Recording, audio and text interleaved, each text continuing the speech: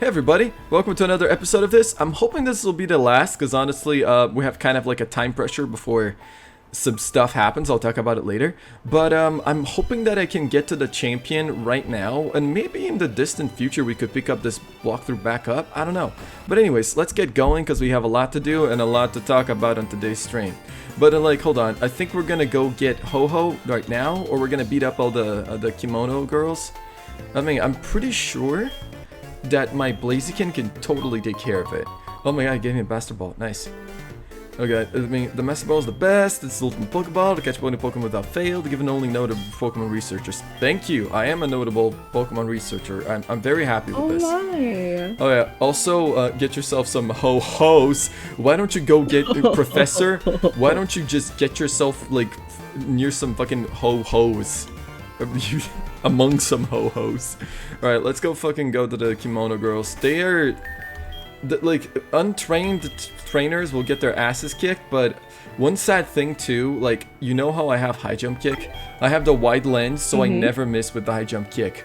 But I also want to have amulet coin for every battle, so I'm afraid I'm gonna have to remove the, like, oh, I went to the wrong town, just by reflex.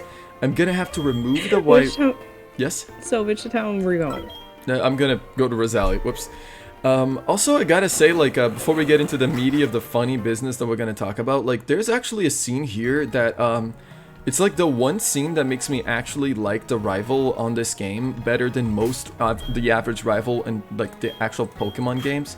And you'll understand what I mean right away. But hang on a second. First, I'm gonna, like, move around some items. Of course. Barbecue's gonna have the amulet coin. And I should probably show everybody like how the team's looking, but to be fair, give not us much has changed. give us a little update. Indeed, we're gonna give an update of how everyone's looking. I forgot to even fucking like level them all up to the same degree because I've been so fucking busy lately. I haven't been able to catch a break. Don't worry about that. Like, working extremily hard. But anyways, here is Barbecue with an immense attack. Hello, pretty Barbecue. decent stats overall.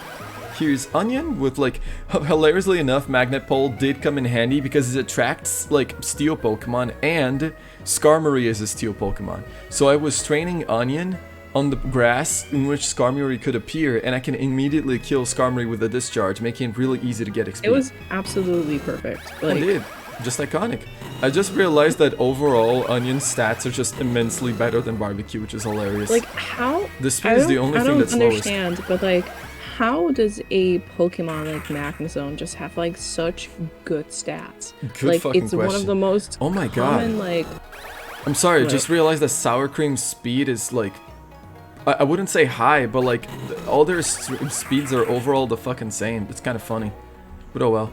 I mean, This is a Sour faster Cream Pokemon actually right is there. going. Sour Cream actually is going to be absolutely great whenever you get Rain Dance. Do you have Rain Dance? I don't even know. I think I have the TM, but I haven't used it. Also, I've abandoned my girl, Chili. Chili's on the computer. I forgot about her. Oh no! I didn't need to train about her because she was already on a max level. Like, she's the fucking MVP. Pepper. Get her out there. Come on, Chili, get in the fucking, get in. We're going to murder some kimono girls. Get yourself some It's Ho-Hos. time for you. It's time for you to stop having a nap, and it's time for you to Indeed. go. I mean, again. she's sleepy, but she still kicks ass whenever she gets awake, and I think that's really good for her. Alright, hang on a second. You know, Let me just... it's almost like Snorlax. Like, it keeps Sure. like snoring, but when it wakes up, it fucking slams people to death. Indeed. Oh, look at that speed. I love it. The speed and the special attack are really high, and I kind of enjoy that. The Oh, special I wish it defense, was- though, ouch. I wish it was 169. That would be amazing. I am really sad. I've told Morgan about Hoodwinked. Oh no, like, I watched Hoodwink. And I will talk about it later on this stream. But before that, I want to show this scene that has the rival Silver, which we call it stupid on this walkthrough, but I actually really like this scene. It's short but sweet. So, we're here, like, on this, you know, we're gonna fight some kimono girls, and he's like, How? How is this possible? How can I lose to mere kimono girls? And, like, you know, you were watching me, Bonnie. Yeah, that's Sure right. was. I never thought defeating 7 kimono girls would be so hard. I got beaten to a pulp. You must have come here for the same reason, right? Don't get cocky just because you defeated Team Rocket. These kimono girls are insanely strong. Go ahead, see if you can defeat them. But I'm not going back. I don't want to see you win. And then he just runs away. I like Love that. line. I like this I don't scene a want- lot because like It's over like- this entire fucking walkthrough, What like did you- over this entire It's story, barbecue. he was like, "Thank you, thank you, barbecue. You're great." Aw, Like a little throughout orange this flower. entire walkthrough, he's been stalwartly believing that he is stronger than everybody else, but not losing to us, but just losing to Lance and losing to Kimono Girls has completely fucking shattered his worldview of how he should act. And now, I mean, like, his even though he has the confidence is spunk so of saying low. like, "Sure, go ahead and try to defeat them," part of him immediately says, "No, I'm not gonna stay here because I know you'll do better than me." And he just runs away. And I love that they even bothered to animate like him running a little slower and then just like running faster. You know, like, I don't know. It's a small scene, but I enjoy it. I enjoy how it's like directed, so to speak. Me too. It shows a lot of character that wasn't there before. And no, the character himself like isn't done to the best of its abilities. But I really mean- like this rival because of this, you know? He will never be Bianca. Indeed, he will never be Bianca, he will never be Sharon, he will never be Hugh. And that's me saying something, because, like, come on, these rivals are not, like, you know, My the name best is either. Zuki. Yes? I met you previously in Violet City. In order Pose. to bring back Ho, we need someone with the right bond Pokemon. with Pokemon. We Mr. asked Mr. Pokemon to give this mysterious egg to whoever showed. Oof. Sorry that I'm just not even paying attention, but still. Okay, hang on. You know what? Yeah. Let me just kick their asses real quick. I'm just gonna skip over this. Are you I ready? must test you. Are you ready? He'll never Alright, be Kim. So this is Aw. actually two more fucking enemies than the usual like game. In usual, you actually only fight like 6 Kimono Girls, but now you fight a lot more. Oh no! Fuck! I might need to reboot this, cause this motherfucker is gonna kick my ass. Ouch. Like, look at this shit. I mean, I will kill him one hit, but still, ouch. Yeah, but like, anyways, going back to the funny business, like, there is a hilarious, like, we have watched several hilarious shits lately, and We I have. mean, I will gonna start with the bad ones and work my way to the good ones. Yeah, but like, let's start with the Pinocchio one. So I think that everybody probably has remembered a clip that was going around from this like upcoming movie of the Pinocchio true Fuck. story, where yeah, he's dead. this guy literally is just like, So that was a "Father, terrible start. when can I be on my own? I got the whole world to see," and it's like, Mother, how can I be in my own? I have the whole world to see. Yeah, Yes, and it that would is have been just better. amazing, honestly. That's a killer in one hit. Yeah, the limp wrist is insane. Yeah, so I mean, I we know. actually watched that movie as a group. we did. I kind of forced Yasp and Morgan to like watch it together with me because I thought it would be funny. I mean, like, it was funny how bad it was, but it wasn't like a Shark Tale level funny. It was immensely bland, you know? No, like it was sometimes like Shark Tale is, for example, it's so bad it's funny, but like I mean, Pinocchio Shark story Tale's was just like kind of idiotic bad. like comedy and like It was fucking boring, yeah. horrible visuals will make you geez. Oh fuck. Like all the horrible visuals are gonna make you feel like, wow, this is actually kind of hilarious, you know? Like you'll feel some level of fucking, oh god, Jesus Christ.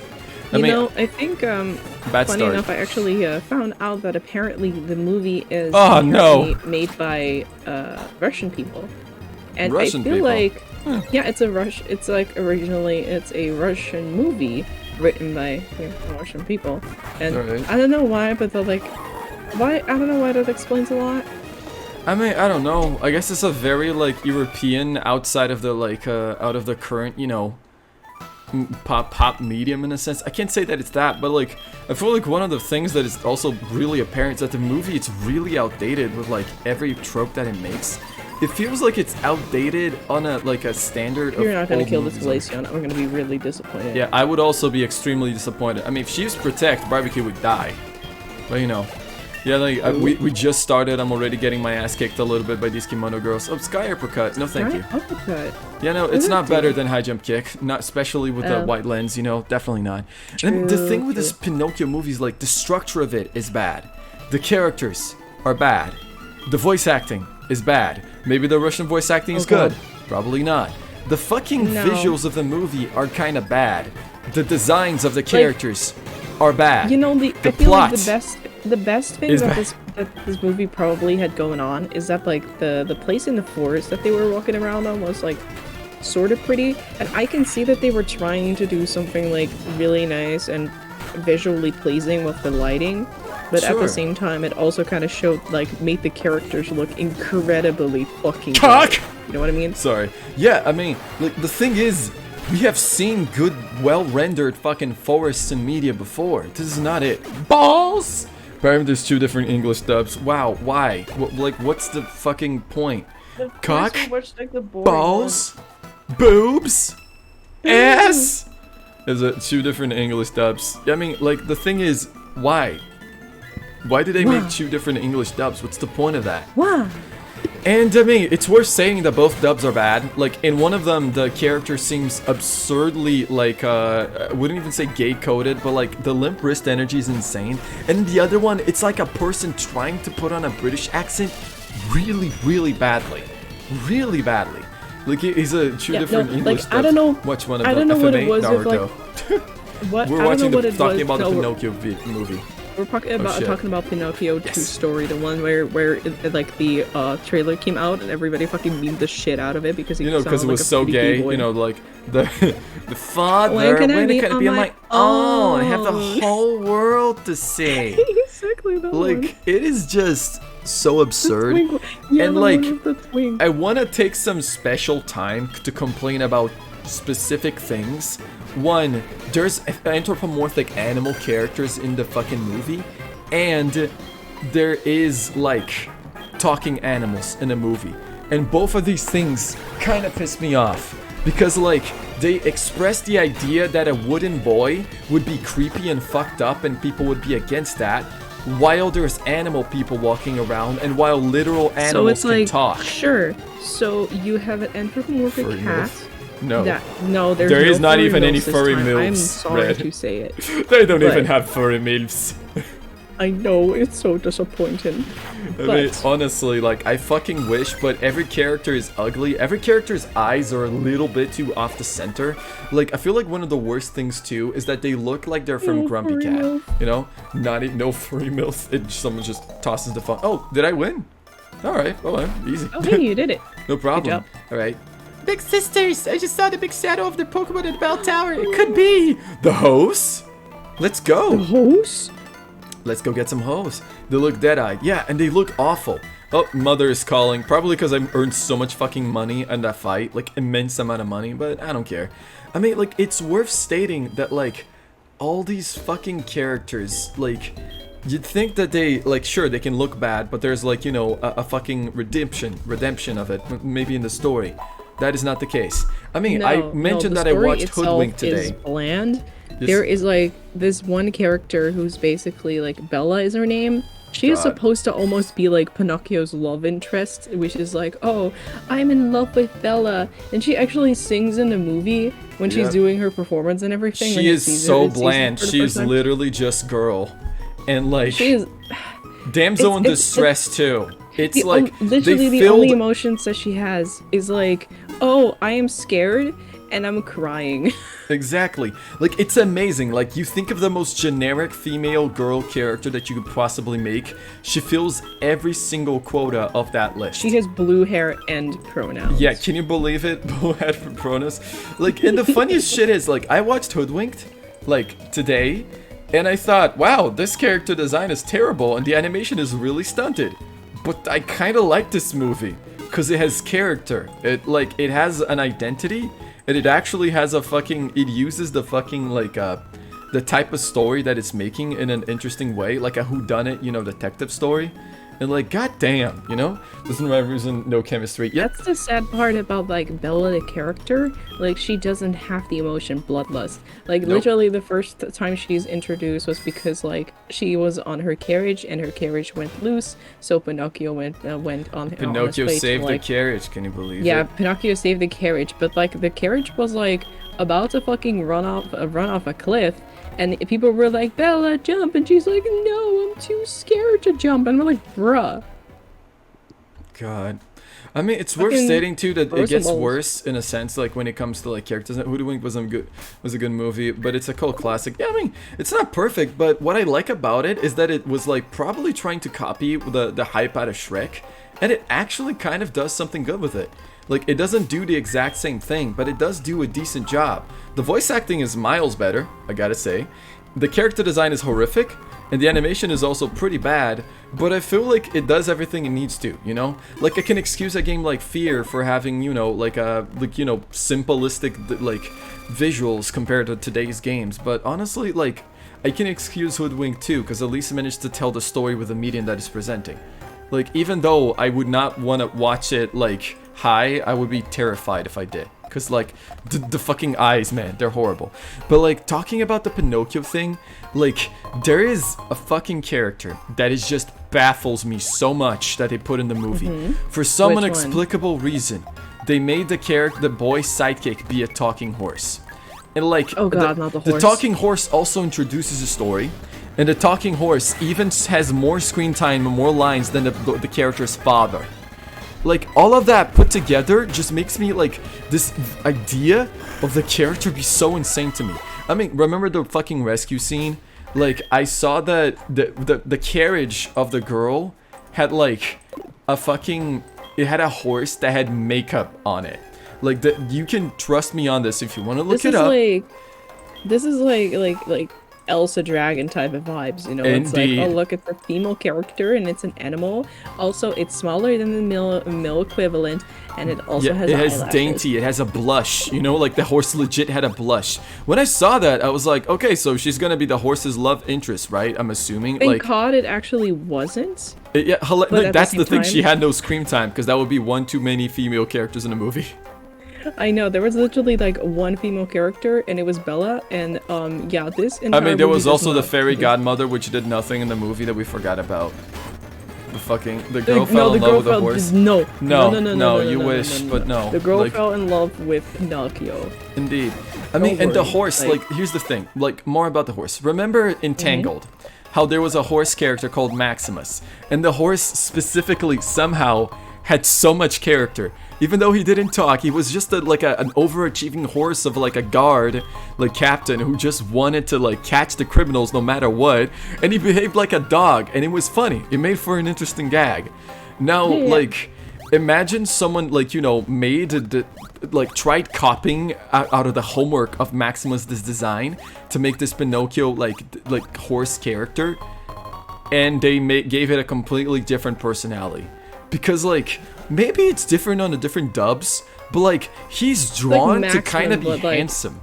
Like, he's drawn to be, like, sort of a handsome horse, but always, obviously it falls flat because this animation is not perfect. He's, like, kind of shit.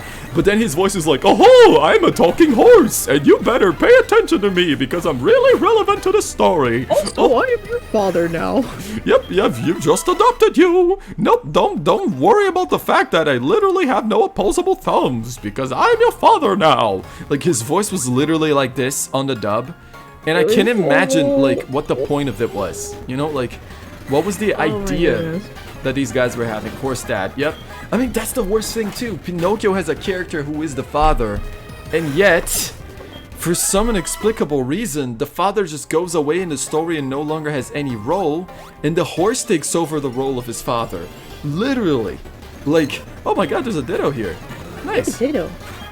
Okay, I'll kill it. I don't know. I have no idea what why the movie... I missed. Oh.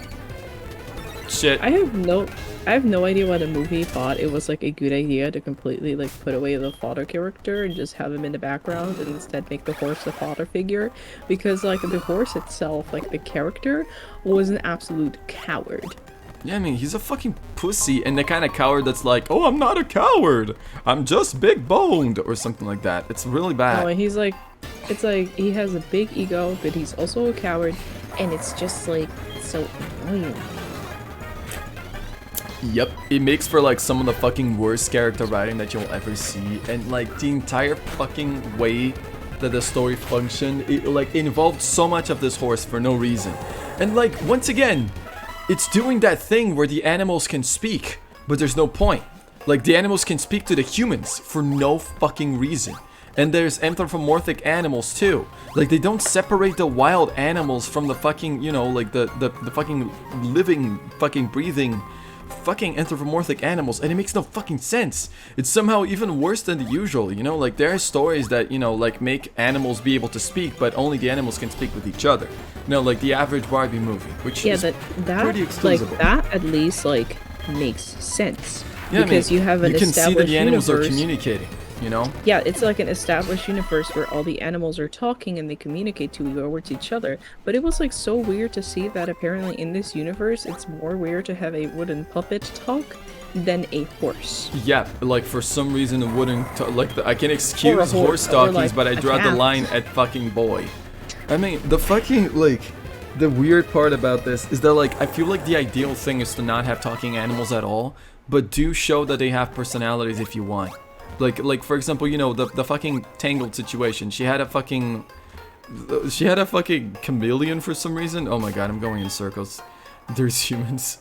Yeah, like she. Oh, like, I love Rapunzel. It's Pascal. It's adorable. It's a fucking adorable little creature, and it was cute. You know what the great? And you could see that it was Pascal, like, you know, the pet, and it was like, it was put there to have, like, so that Rapunzel could have some company other than just her mother, you know? But like, Pascal even gets a better role in the actual like Disney series. So like, understandable. I mean, he's just an animal sidekick in a movie. He's a great character. I fucking love him. Fuck mosquito.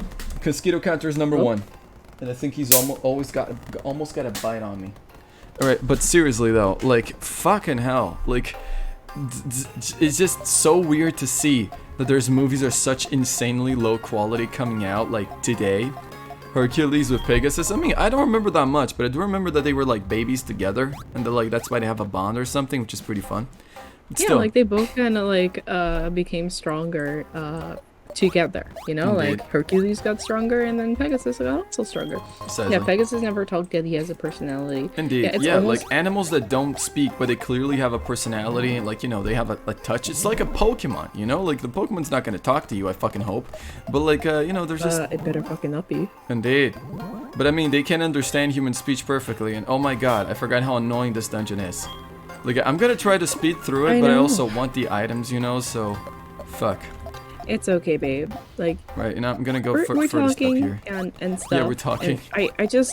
Okay, like, one thing that you also gotta understand about, like, Bella, the character in the Pinocchio movie, is that, her voice, like, she tried to sound like a child, but there was, like, one scene where she was singing, and when you heard her sing, you could immediately hear that this person that was voicing her was a middle-aged woman. Indeed, she was like up on her 40s or above, and the fucking design doesn't match it at all.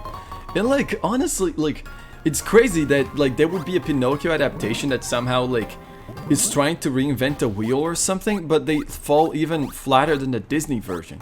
I mean, we've already talked about this, but like the Disney version was actually toning down the original, like, the original book and story, because like the original book and story was like a fucking cautionary tale, and Pinocchio wound up dead.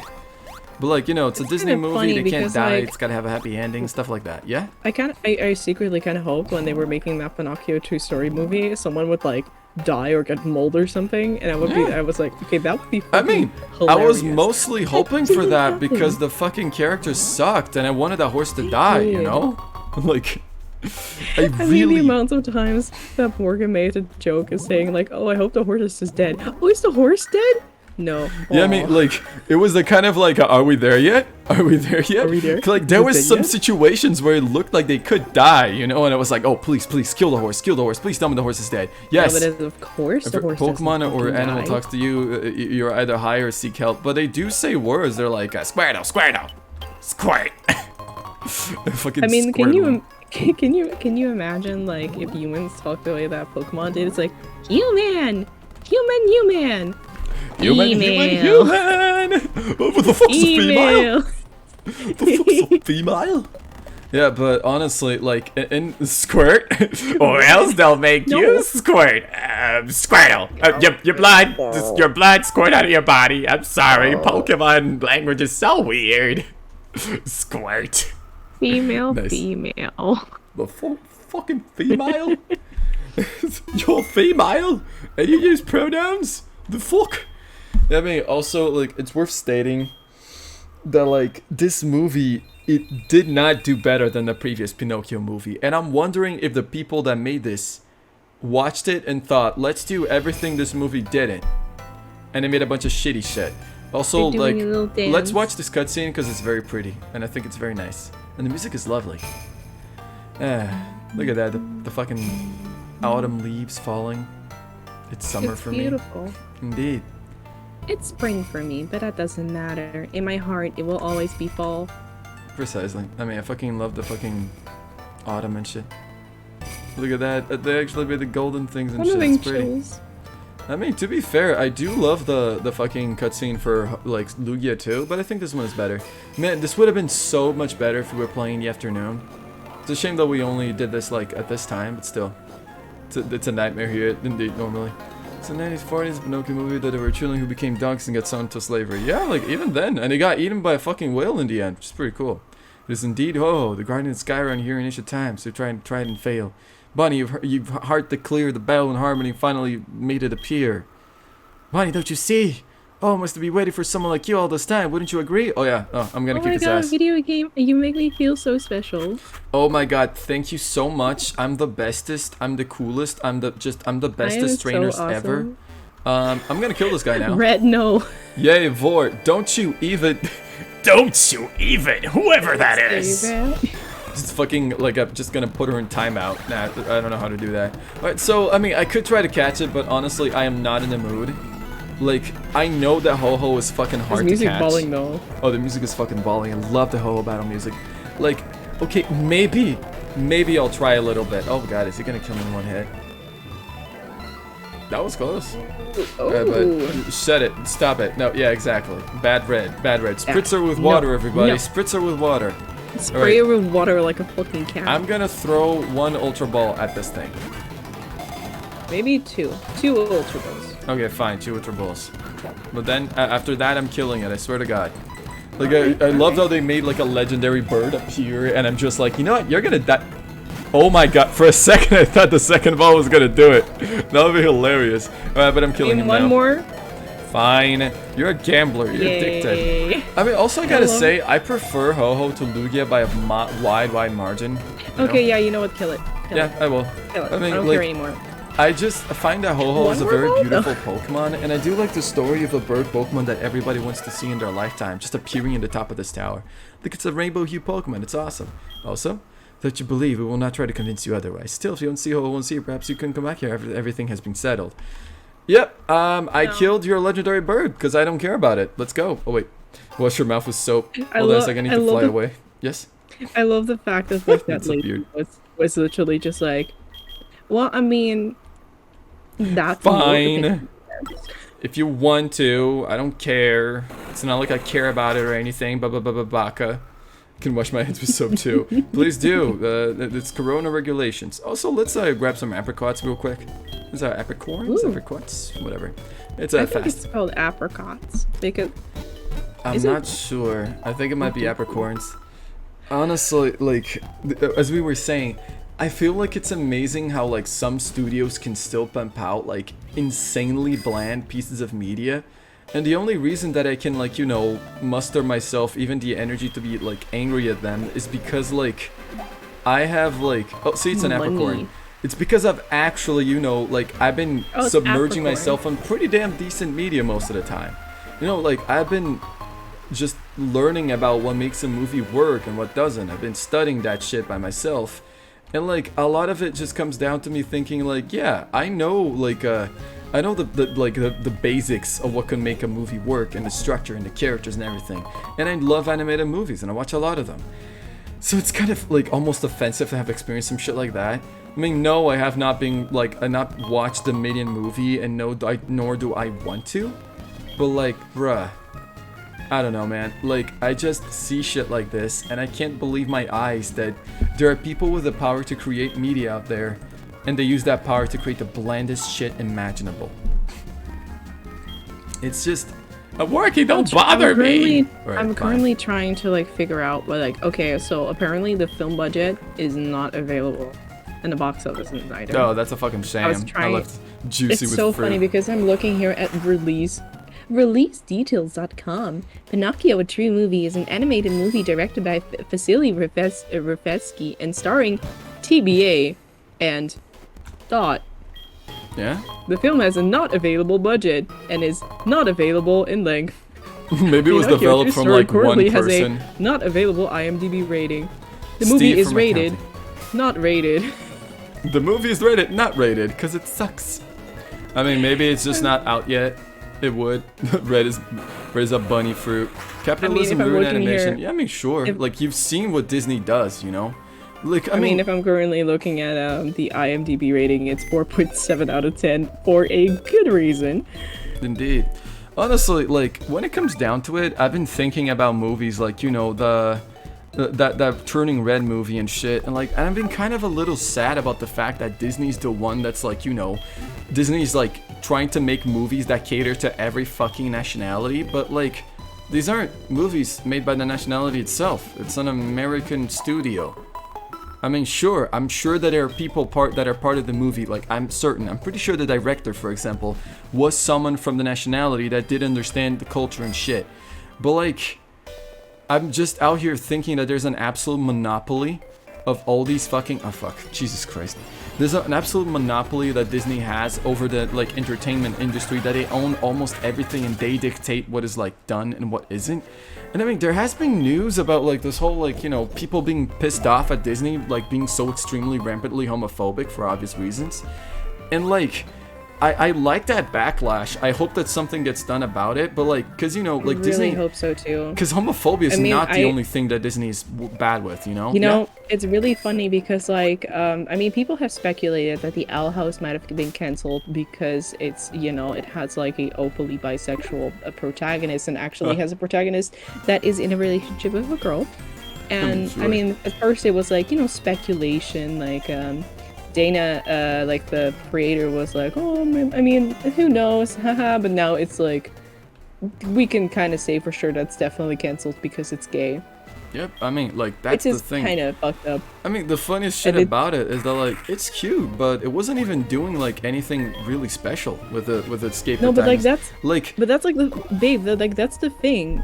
If That's you enough. like you have a gay, it's like the first season is all it gets. Like they probably wanted to have like another whole season to probably like have the characters more fleshed out and I everything. mean, maybe but, they like, wanted to continue indefinitely. if Disney, I don't know. yeah, if not, maybe not indefinitely, but like Disney was most 100% basically being like, yeah, you know what, no, You're not gonna this get doesn't it. fit or this doesn't fit our vibe, doesn't fit our aesthetic. Sure, It's because too it has. serious. It's too serialized and like it's like for older teens, and we don't want that. We want Oh like my god. I mean, they're not wrong about saying that about Owl House, but still, like, I would be hard pressed to believe that there is no homophobia involved in the thought process. Also, I think like I mean, for real, Red, like the show have is you watched? incredibly popular. Indeed, certainly. Red, have you watched any Pixar movie that has a mom? Because it gets kind of freaky. Oh shit, accidentally using Rock Smash here. Yeah, this room is actually a secret room behind a waterfall, which is very, very Pokemon-y, very like RPG. Oh wow, there's a thing here. Please give me. What you Happily got? running over. Oh, a black mustache. Oh my god. It's a mustache. Fucking hell. Ooh. The Oh my one that God, says this that is Disney so adults in their midst. 2012. Nice. I need more freaky milfs. I mean, to be fair, you should watch Mitchell's versus the Machines. The mom in that one is a catch. I mean, this Oh, room I is actually fucking love the mom there. from like an event from Celebi. She takes you to this room and Giovanni is in here listening to the radio and he's like, "Oh, Team Rocket is telling me that they have returned. I must go." Go to Team Rocket, but then we're here and we're like, "No, you're not gonna, bitch," and we defeat him. It's pretty it's pretty interesting and like quick, but I've never actually done the event. Maybe I get access to this event on this game because it's a mod, but I don't know. We shall see. Maybe. Yeah, wait, shit, Red, have you not watched Mitchell's vs. Machines? Mitchell versus the Machines? It's a really good movie. I recommend it a lot. It's like some of the best fucking dysfunctional representation of families that I've ever seen. You watch nothing? Good. You avert your eye from the media. The moving like picture is inherently sinful. I mean, they were made by the same studio as that made Spider-Verse, and I would argue that the visuals are just as well cared for, and it's beautiful. Just so good. I fucking love the visuals in Mitchell's versus Oh yeah, the Mystery absolutely. Machine. It's I am really so damn happy good. that there's like a little bit of a trend now in most like motherfucker. animation studios about like getting your funny 3D movie and actually making it stylized. Precisely. I mean, And like Sony- that's Sony not every has movie actually- for sure. Sony's not been every doing pretty movie. fucking baller. Oh god, I expected this. I'm this not is a gonna bad lie, I've been enjoying more Sony movies than I have been in Disney movies, to be honest. Yeah, I mean, ever since Spider-Verse, I have not had a situation in which I'm thinking like, yeah, I can't wait for the next Pixar movie. But to be fair, like, I haven't had that in a while. I mean, like, I'm looking at Turning Red, and I'm thinking, wow, this is me kind of too, generic, isn't it? Like, I enjoyed that in Turning Red, they tried some animation differences, and, like, the panda looks real cute, and the movement reminds me of Cloudy with a Chance of Meatballs. But it's not quite like Cloud with a Chance of Meatballs. It's not embracing the bad shit, you know? I think probably like the thing that is like why people really love the movie is because like Turning Red is trying to tell a story from the perspective of a girl who is, you know, she can just like be a girl, be cringe, I mean, be fucking stupid and the protagonist dumb is and- probably the funniest part in the movie because it's a 13-year-old girl, and yeah, that's the kind of shit that 13-year-old girls do. Yeah, but like it's also like it means so much to a lot of women who, for example, like see themselves in May, who, for example, also have a woman who has gone through the exact same thing where she was like meant to stay quiet about like the trauma that she has gone through, and that's also just like why people really you know, hold that movie dear to their hearts because they really see themselves in there and see themselves and their mothers in that movie. Sure, I get it. It was a story that like kind of spoke to a lot of people. I mean, I definitely understand that much, but I'm also like thinking I haven't really seen much of stories that actually like tell a story like that. Like that one scene where wait, do people care about spoilers? I mean, it's a Pixar movie. Everybody that wants to watch it probably already did. The shell of my old home, like, the coffee shop learned, has been gentrified. What is gentrification again? I forgot. Let me save here. I mean, honestly, like, I just need to say that, like, one of my fears is that this relatability that, like, Disney's making their movies as, like, just fucking completely clouds people's judgments of their movies and of the company as a whole. Which is, like, sure, you can make good products, but you're still violating human rights and, like, instilling, like, heavily homophobic fucking... Oh my god, it's Magnezone versus Magnezone. This is awkward. I'm switching out. Like, just heavily... Oh my god, they have Magnet Pull, too. Both of us have Magnet Pull, so it's a battle of Magnezone versus Magnezone. Let's do this. Like, and, sure, I didn't think... Oh my god, are you kidding me? It's like, you know that fucking gif of the lady, like, putting the hand in the face of the other lady, and the lady also doing it, and then they both pull back? This is exactly what's happening right now. I mean... Okay. Yes, Thunderbolt. Alright, I mean, I could have taught myself Thunderbolt, but I didn't want to. Alright, let's do this. It's so yeah! funny because you're doing way more damage than that Magnezone. Oh my god. I mean, if I win, it's gonna be great. Yeah, dude. Fuck. Oh my god, nice. This is such an amazing battle. Jesus Christ. I mean, like Mirror Move, Black Mirror? No, that show's bad. I don't like that show. Okay, to be fair, that show has some episodes that are good, but I don't like it either way. I feel like it tries too much to be edgy and say that technology is the real problem, and it doesn't just try to say that capitalism is the real problem. And that is like fucking wrong, you know? Like the way that capitalism uses technology, that's the fucking problem, you know? But yeah, not the people. Indeed.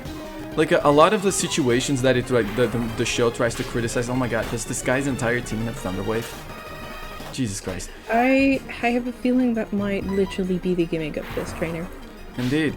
I mean, like, a lot of the times that they're, like, criticizing, like, the fucking something, they're like, oh, do you see how people use the technology for evil? And how, like, the technology is just fucking horrible? When it's not, like, a critique to the actual, you know, system I'm these... secretly kind of happy that I never actually ended up watching Black Mirror. Understandable. Because it sounds really gross. I mean, yeah, there are some pretty gross stuff. I mean, to be fair, there are some scenes there that I remember, you know, like, that I will never forget. Some of them because they're really fucking, like, badly written, and some of them because they're actually impactful. But at the same time, like, doesn't change the fact that the show is mostly just trying to like do shock value, you know? Oh well. Also, what were we talking about before? No, before Turning Red. Talking about the fucking Pinocchio movie. Oh no, actually, yeah. I could talk about Victorious now. That's a thing. Oh, and you haven't even like watched the entire thing, which is Yeah, I fun. mean, I'm not even halfway there yet, but I will be, unfortunately. Who don't like? I don't want to remember it. Like, I think it's told about the pig episode. Yeah, no, the pig episode is the first one. They literally started the show with it. It's kind of something. Yep. And I mean, people who I don't gotta actually say work in it's tech don't know or understand tech. Yep. I mean, that's a thing. Yeah. I feel, I mean, the fact that Black Mirror actually like fucking started their whole series with that episode is insane. Yeah, I mean, they probably wanted to drop a bomb, you know? I mean, there's an episode that I like, that I pretty much enjoy a lot, which is, well, I wouldn't say enjoy a lot, but it probably is my favorite episode of the ones that I have watched. Which is the, like, oh wow, Ninetales versus this. I'm switching out, fuck this. Like, it's an episode in which you're going to die. Yeah, definitely. It's an episode that's played in the distant future, in which, like, you only see it from the perspective of a bunch of people that are forced to just, like, move on bikes every day. And, like, they have entertainment that they can watch on TV in front of them, but it seems that they're moving on bikes only forever. And, like, you can make the quick assumption that they're probably doing that because of, like, something related to, powering other people's shit, you know? Like... And I think this might be a bad strategy. I think I might need to switch to Ludicolo. Jeez, these battles are annoying. Like, and it's funny because like there is a next stop model situation of like you there who was riding the bike. If you get enough like credits from the bike, instead of buying upgrades to your bike or your games or your avatar in these games of the bike or whatever, or like or to your room in which you're surrounded by TVs that display ads all the time, you can. Oh my God, can I hit this guy with aerial ace? Yes. Okay, like, you can use it to buy a ticket and go into this next stop model thing in which you can be, like, you sit in a crowd of all the other people on bikes that are watching through their TVs, and there's 3 real people there that are gonna judge your thing, and if they like it, you will be just ascended, you know, you'll get into a new form of thing. You'll start playing your entertainment for TV, and you won't have to ride your bike anymore. And you can clearly see that it's the kind of dystopia that, like, these people only know this kind of life. And the protagonist like makes a friend, and she wants to be a singer and stuff, and like they actually have a pretty, like, you know, they have a good friendship going on, start supporting each other, and the guy realizes, yeah, you might actually be able to make it out of here and, like, you know, ascend, so you know what, I'm gonna raise money myself so that we can both share and you can get a ticket. And they do that, like, she gets a ticket, and like, I mean, it's also worth stating that before they get on stage, they get given a fucking juice that is clearly, it's called compliance, I think, which implies that, like, the people that drink this juice are gonna be forced to comply with whatever requests that the people, like, that are, you know, the people that are, you know, on the crowd say, you know? Like, the 3 people that are clearly, these people are clearly working from within the system. They're not bikers in any way. So, like... She drinks the juice, and the other protagonist, he keeps the bottle, and like I'm gonna go back to the healing person, and like without anybody knowing, just, you know, because he keeps it, and she goes up there and she sings, and it's pretty, it's a very beautiful singing voice, but the people like listening are like, oh, I mean, that is very beautiful, but we get singers all the time. We see your talent as potentially something really, really good for, like, you know, something else. I mean, would you like to maybe try something different for us? And then, like, they essentially make her get into pornography. And the kind of pornography that is displayed on every bike, like, you know, that people can watch on their rooms, on every, like, quadruple screen. And since she drank the juice, like, she's just, like fucking feeling about the moment of, like, this is your only chance to get out of this life and go do something else. So the other, like, so she's never seen again, except for the fact that the protagonist is forced to see her fucking, like, face on the screen when it starts bugging out. And then he, like, just starts destroying the screens on his room, and it, like... He's forced to deal with the fact, like, before his screens are fixed, that pornography of his friend is being displayed, and she's clearly drugged. like around every fucking side of his room, and he can't escape it. So here's what he does. He broke the screen, and he has a box of the juice. He grabs a piece of the glass, and he keeps it safe. And he like grabs that juice box, and he keeps it too, also hidden with himself. He starts like doing literally only one thing on the bike, which is just playing the bike game, which is just him biking non-stop, and raises money completely alone just to get himself a ticket so he can get back into that show. And when someone offers him the juice, he says like, no, it's okay, I already had one. Like, and he shows like the you know, the package that he like that his friend drank that one time. And like he gets on stage and he says that he's an entertainer, and he starts like doing this really aggressive dance, but in the middle of it he just takes out a fucking like that shard of glass and puts it up to his own neck and says like, oh, nobody better fucking stop me or I'll just cut myself open in front of these presenters, like live on screen. And like, oh my god, there's this really like, the guards like first go, but then they like just kind of back off because, you know, like there's gonna be a lot of mess eve there, a lot of people are gonna see. And like there's this like genuinely really good acting of the guy just saying like, you take everything that's good and you destroy it, you take everything that's good and this is horrible, you're in control, nothing changes, nothing like changes for the better, everything is just like, everything's the same, we're like forced to do everything all the same time, just for you, for no reason, we're fucking slaves in this and there's nothing else, like, and you took the one thing in my life that felt different, the one thing that like, that gave me joy in any sense, something that gave me hope, and you destroyed it. So like, fuck you, fuck everything you stand for, and fuck you, and fuck you, and fuck everything that you've done, and fuck you. Like, he's extrememly honest. Holy shit. Like, everybody on the bikes are watching too, like they're watching on their rooms, and no, I'm not accepting this number, sorry.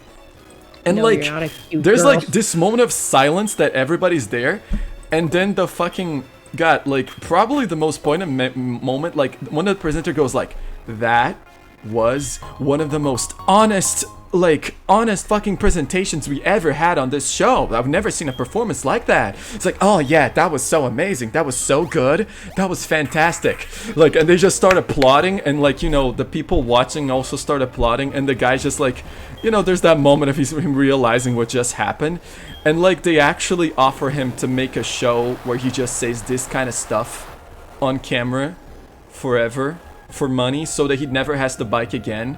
And like, he didn't take the compliance, so this is completely his choice.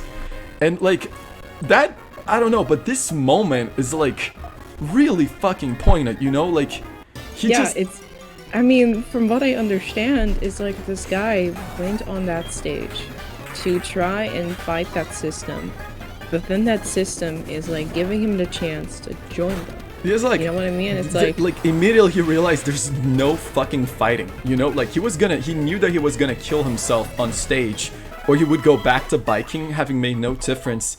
And the system gives him the chance to like, hey, wanna monetize this energy?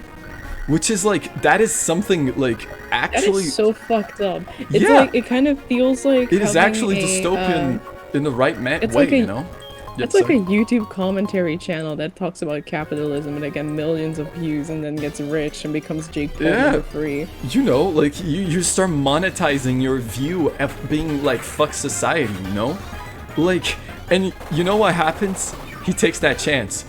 And like, you see that his show, he also, like, while he's recording, he also puts a shard of glass and stuff, like, to his neck, and he's like, so goodbye forever. Until next week, of course, at the same time. And like, and then like the last shot of the show is like, of this episode, which is its unique story, is him actually getting to drink legit orange juice, like some actual legit orange juice, on a room that looks beautiful, and you can see that he has a glass overlook that looks like it's to a forest, and you can see the sky, something you never saw in the show, and you can't even say, like, you don't have actual proof if that's the real sky or if it's another TV. But whatever it is, his living condition is better now because of the sacrifice that he made of his own, like, you know, of his own ideals in a sense. And I don't know, man, like, that's the one episode of the show that actually stood out for me. Cause like, you know, can I Yes? just say that like I've never watched Black Mirror, so like I don't know any of these storylines, but like hearing sometimes when Morgan is like talking about something that interests them or something that they've seen or heard in a movie or show, and then they kind of like reenact it, it hits. in, I mean, like, if it the feels best more ways. effective to you, sure. I mean, it's worth saying No, too that the last like- time that I've watched this was like years ago, almost a decade, pretty much. I watched this in high school times with my friends when we were sleepovering. It's like the Twilight Zone in a way. Sure, I don't think it's probably reaching that the high, but still, it's got that quality. Like it doesn't like Twilight Zone didn't just criticize like technology. Twilight Zone was about showing you something fucked up, and you just deal with it. You know, like damn, that was fucked up. Anyway, see you next week. I'm Rod Sterling. No, like. And, well, I mean, like, this show is kind of, like, trying to make something poignant about technology, you know? And, like, I mean, like, this episode, I actually remember it because it showed that reality of, like, everybody is just trying to make, like, survive. And you try to, like, you know, fight it. You try to, like, actually fight the system. And then you realize the system can also make, like, can profit out of you trying to fight the system. And, you know, we were talking about, for example, you know, like, having gay pins made by Disney. You know, like, Disney having this, like, oh yeah, we have the first gay kiss live on screen on this movie. Look at the first gay MCU appearance. And it's, like, something 1 minute long of an extra, you know?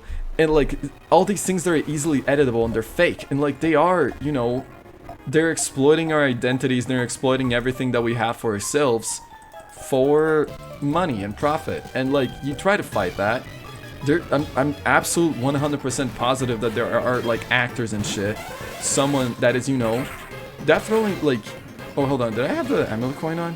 Let me check. Like someone who is gay, working for Disney, and, like, they play a gay character does not represent how gay people act in real life or something. Like, you know, like, just, they play a caricature, a really small one, or they don't do something like how they would in real life. They do something that is not nuanced. Disney feels like they're doing the bare minimum and they won't praise for it. Yeah, I mean, like, not just that, but they're doing the They're doing the bare minimum to get praise for it. They're doing the bare minimum to get the attention, to get the fucking, like, the clicks, the views, and whatever. I mean, like, Owl House stands out because it's not just the bare minimum. Like, the relationship between Luz and Amity, it surprisingly has a growth there. It's interesting. I can say that I liked it. I found it better than anything that She-Ra put out, like, by a wide margin. Fucking hate She-Ra, Jesus Christ. But, like, I am not surprised that they're, you know, canceling the show. And, to be fair, I don't like Owl House because of other reasons. I think the show's a little bit messy and tries to introduce too many things at the same time, and it's a little bit too much trying to be like Avatar The Last Airbender in a way, while also trying to be Harry Potter, while also trying to be Isekai, while also trying to be its own original thing. And it doesn't work. It's all like, it's a house of cards that tumbles down for me. Yeah, but like, I can understand why other people like it. I can understand why other people like it, because it has an interesting visual identity and all that jazz. And I can understand why other people are sad that it's gone. But like, when I see that kind of shit is like, oh, we're sad that Disney's canceling the show, I'm like, yeah, that is sad, but maybe you can find like a gay media that's actually good that's not made by Disney. I mean, that's like the sad part. It's like, how's a fart? Disney is one of those like it's the most popular one. It's the one that people are going to see the most, you know. So like, having a company like Disney having a show where they have like gay characters, and it's like, maybe find gay media but made by gays. Like, I'll be honest. Gays. I mean, people say like, oh, find gay media made by gays, but like, I'm not good at finding media, I'll be honest. Okay, like, this is a cute girl. I'm accepting her number. Good. Yeah, baby. Support indie creators. Yeah, I mean, babe, the thing is, like, we're kind of just talking about the mainstream shit here. But if you actually think about like the gay media that, like, you know, made by actual gay people, it's usually indie stuff. And sure, not all indie media is created equally, but still, yeah. I actually like from all the stuff that I've watched from Crack in the Creek, there have been like multiple characters in Crack of the Creek that have been like confirmed to be gay or lesbian. Yeah, and I mean, you can actually see them being so. Like, there's kids that use gender-neutral pronouns in Crack of the Creek, which is really sweet. I mean, the literally only girl in the trio of protagonists is a lesbian. And I mean, they honestly took too long to reveal that she was a lesbian. I mean, don't worry, we could tell, but also took a little bit too long. I haven't even watched the episode where it's like clearly revealed that she has some feelings for her, like her bestie, for the restie, you know? And I think it's hilarious. I mean, at the same time, who knows, like, how, who knows if they, like, the creators of that show had to fight for that episode to be aired. Then they, you know what I mean? Who fucking knows? Also, this Gyarados is making me stronger. Thank you, Gyarados! You are giving me power by making it rain. Yes. Oh my god. I absolutely... Like, hello, gay people. What's up? We're speaking of gay people. We're talking about gay representation in media and about how Disney, like, having, like, you know, backlash because of homophobia is no news, and about how, like, if you want gay media that is actually different and gives you, like, a warm sensation, like, if it was actually well done, you usually have to find also, I want people, like, indie creators. I want more people to talk about Craig of the Creek, because, like, literally one of the Creek protagonists of that show, Kelsey, is literally the, like, you know, the only girl in the trio that, like, the only person in the trio that's a girl, which is fine because there's a lot of other, like, there's a lot of female characters in that show. There's a lot of female characters in Craig of the Creek, but, like, she is the one female character of the trio of the protagonist, and she's also confirmed to be a lesbian. So, like, Disney is great. I love that every entertainment piece of media on today's day and age is made by them and nothing else, and that we have to, like, worship the Almighty Lord, Disney, you know, that's Mickey like the Mouse. That's like the fucked up thing about it, because, like, animation is not cheap. Like, making like these shows, like the Disney shows, like, for example, like the Owl House, takes a lot of resources and a lot of money and a lot of people to make. So even if we would want more a gay representation and stuff like that, it's not like a lot of indie people can just, like, magically make an entire show. Ricky Rats. Like, sure, a powerful maybe they could make a pilot, rat. but, like, Charles Entertainment Sheet. Yeah, I mean, honestly, like, I'm fucking... It's bewildering, because you know that it can't exist. Like, fucking gay people are writing stories all the time.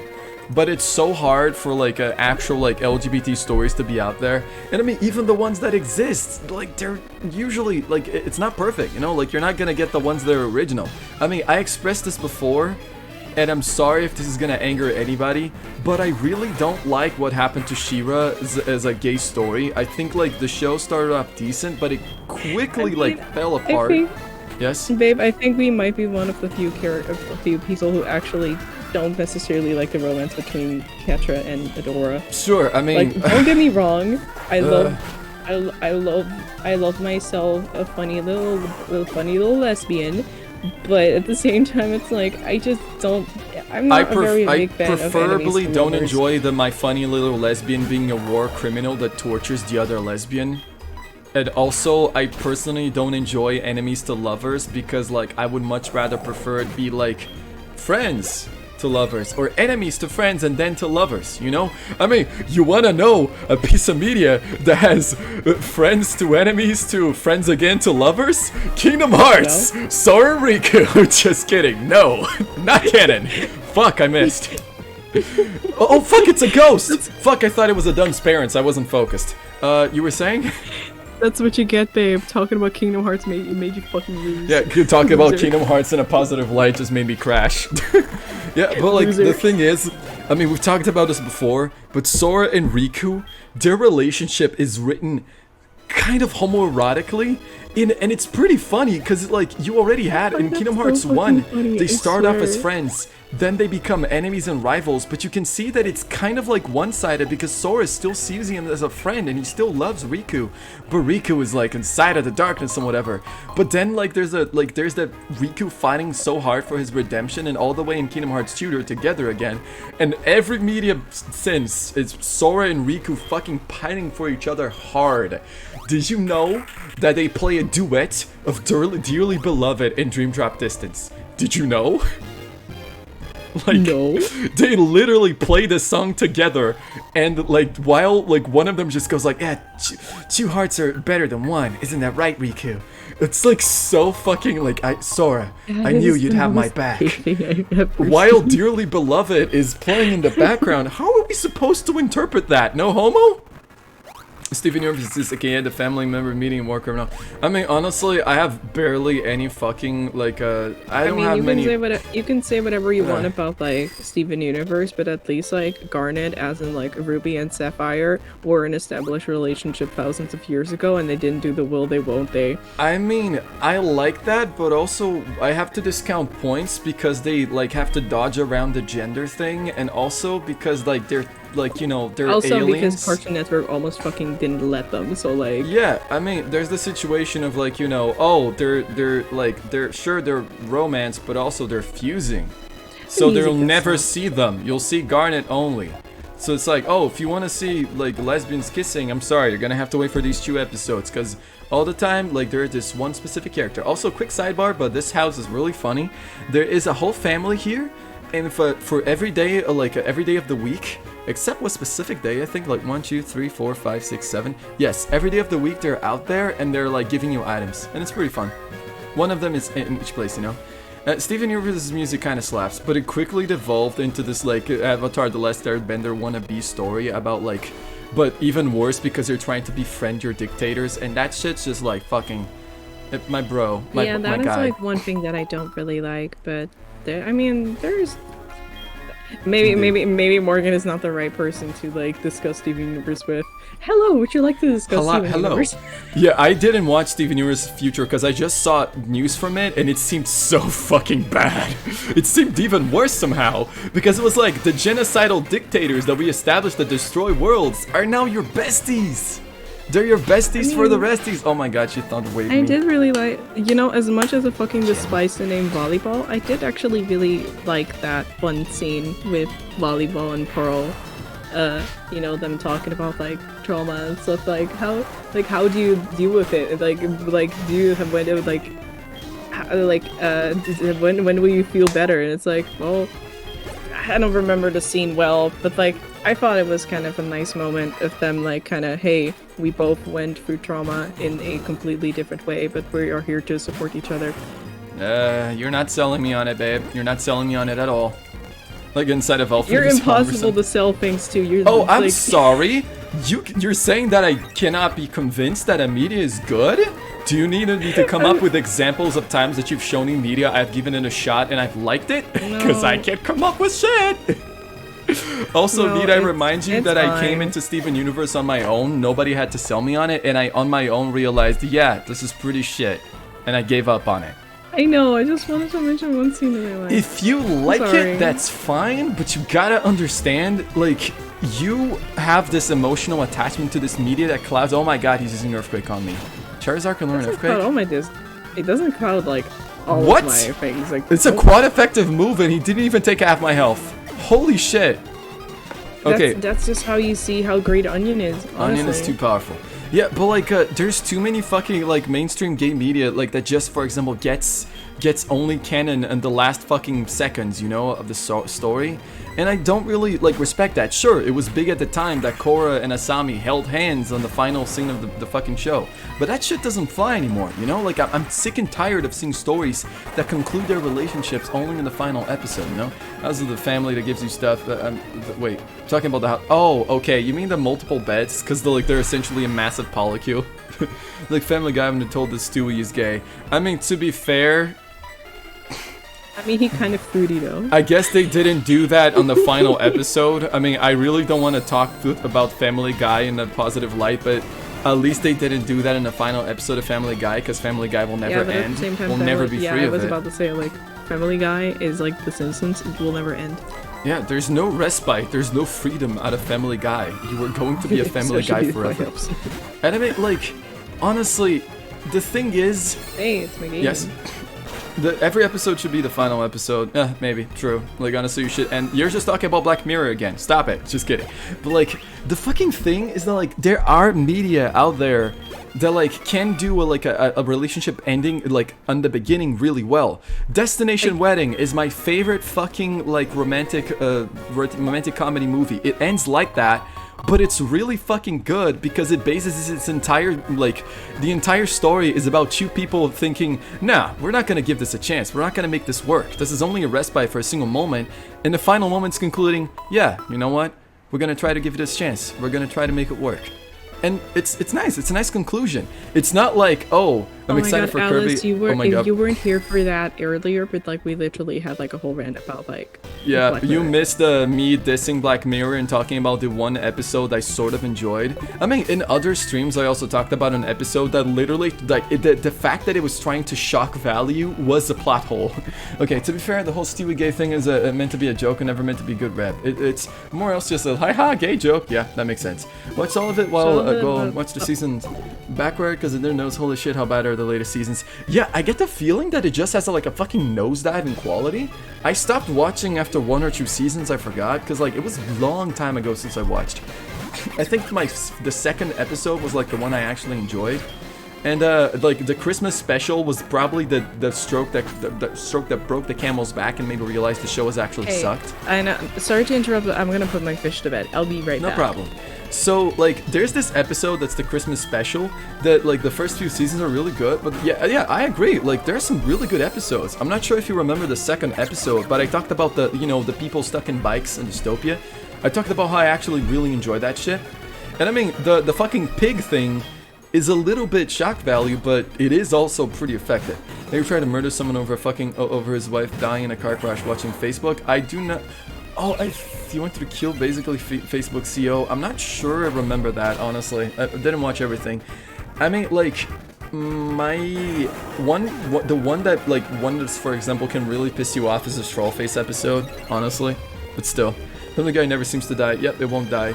Like, there's too many episodes that make it like, hey, isn't people and, like, technology horrible? Not realizing that the way that you implement technology is the problem, and that capitalism is the issue. And if that a pig, please stop. Yeah, it's literally the first one, and it's like fucking insane. I don't believe they did that. Still, the episode that legitimately like make me. I'm sorry for the swear. No, you can swear on my page. It's okay. This is a Jesus is not allowed in here. But yeah, like, the one episode that made me realize, wow, this show is actually only getting worse, isn't it? Is the Christmas special, in which it, like, you can block people from existing, and they use that as a plot point in a sense of, like, oh, can you believe that you can just block people from existing, and they can't even talk or anything to the person? But, like, the way they didn't apply that well, because it essentially breaks some of the usage of it in society. Like, it literally ends with like them saying, oh, you just got blocked from everyone, and it's like, oh my goodness, it's so impactful, he's blocked from everyone. But then you realize, why are you not arresting him instead? Because he literally can't be a part of society right now. How is he gonna do groceries? How is he gonna like fucking get a taxi? How is he gonna do anything? It's literally impossible. Are we talking about the pig episode? Yes, Whip is literally saying that she does. Okay, thank God. No, I'm not talking about the pig episode. Like, it literally doesn't make any sense, because like you cannot exist in a society if you can't interact with anybody, and if everybody thinks you're a murderer. It's literally impossible to exist, and yet these guys decide that this is more effective than just imprisoning him, which literally is only gonna, like, probably cause him to be imprisoned later because he's trying to get like groceries and somebody like calls the police or something. Who cares? It's shit. It's badly done. I'm very confused. What are we talking about? Nah, you missed it. But anyways, like, that episode kind of pissed me off, and honestly, like, there's a couple of others that like I have mixed feelings on. Kim treats her fish like her children. I mean, she doesn't have children. She has her fish, which is her kids. But I mean, I do have children. I have my son, and it's my betta fish bud. Yeah, he's a murderer. I love him. He's the best. Now let's fucking go. Oh no! Fuck! Shit! Oh my god, quite effective. Is he gonna live? Is he gonna survive? Oh my god! You survived. Holy shit, Razor. I don't think I'm gonna kill him on the next turn, but let's see if I can do it. 4 HP. So. My goodness. Oh my god, it's a critical hit. Or you did. Guy conscious into the ball. I'm trapped in a cabin for 10,000 years. The shit sound tortured while white irrelevance is 10 hours. Yeah, no, like, that is also the ending of the same episode. Like, on the same episode, they do that. And I thought the whole, like, Chew impact is kind of bad. Because, like, first of all, it's a robot, so maybe he would be able to tolerate that better than humans, but also it's really fucked up in general. Wait, he was gonna send out Blaziken? And yes, my child is a betta fish. Indeed. And I love him. Like, I forgot what Pokemon he was gonna send out. Whoops. Like, his birthday is almost coming up. Oh, yeah, it's Blaziken. Nice.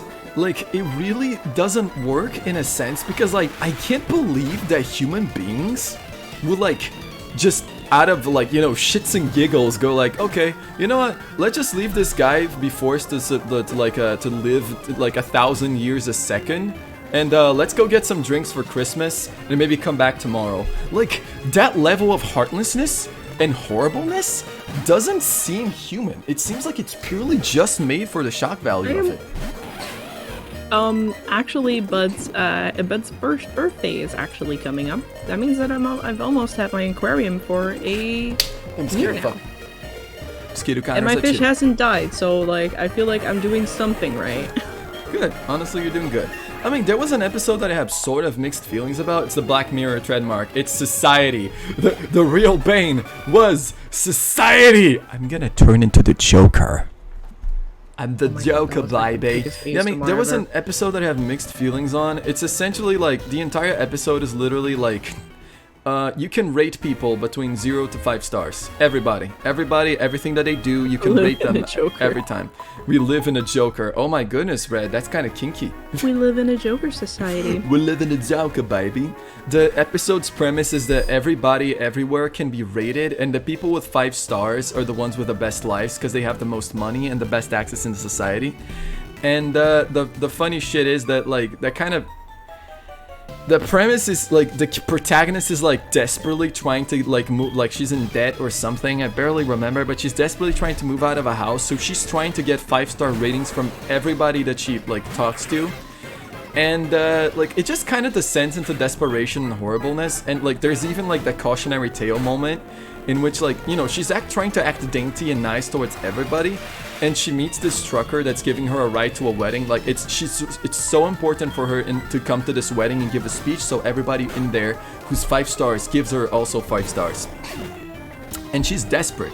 She's like acting with like smiles and shit. Shout out the guy started having sex with his homie in VR, and his wife learned about it, and it was okay. The first Tuesday month can fuck my best friend in VR while I go fuck the other people in bars. It's so fucking stupid. That is a episode? That sounds really dumb. I asked people for rating. Probably from like the later seasons, but at the same time, it's like, bruh, like that seems you're so literally specific. Cheating with someone else. Jesus So your solution to the cheating problem is to go cheat yourself. Indeed. It is an episode. Jesus Christ. That reminds me of the fucking mascot episode where a guy essentially plays Crazy Frog that like he's just rude to everybody, but like everybody loves Crazy Frog, so like he just starts getting famed out of being rude and piece of shit, and then he's like, hey, this isn't real, this is horrible, people, and then like he gets replaced or something. Like that was kind of like just also for Shock Valley. Jesus. Oh, okay. But anyways, the fucking like I also don't really like Black Mirror at all, honestly. Some of the first episodes are pretty good. And on this rating episode that I was talking about, she meets a trucker lady who was, you know, she says like, oh, I was once like you. I was desperate for ratings because my husband was dying of cancer, and I like catered to everybody. I did everything I could. And you know what happened in the end? Nothing. I couldn't save my husband, he died, and all my work was for nothing. So now I just treat people with a regular basic decency, and I don't care, and I'm rated 2, and I ride a fucking truck, and I don't care. And like, I mean, she she's, doesn't like, happy, yeah. you know?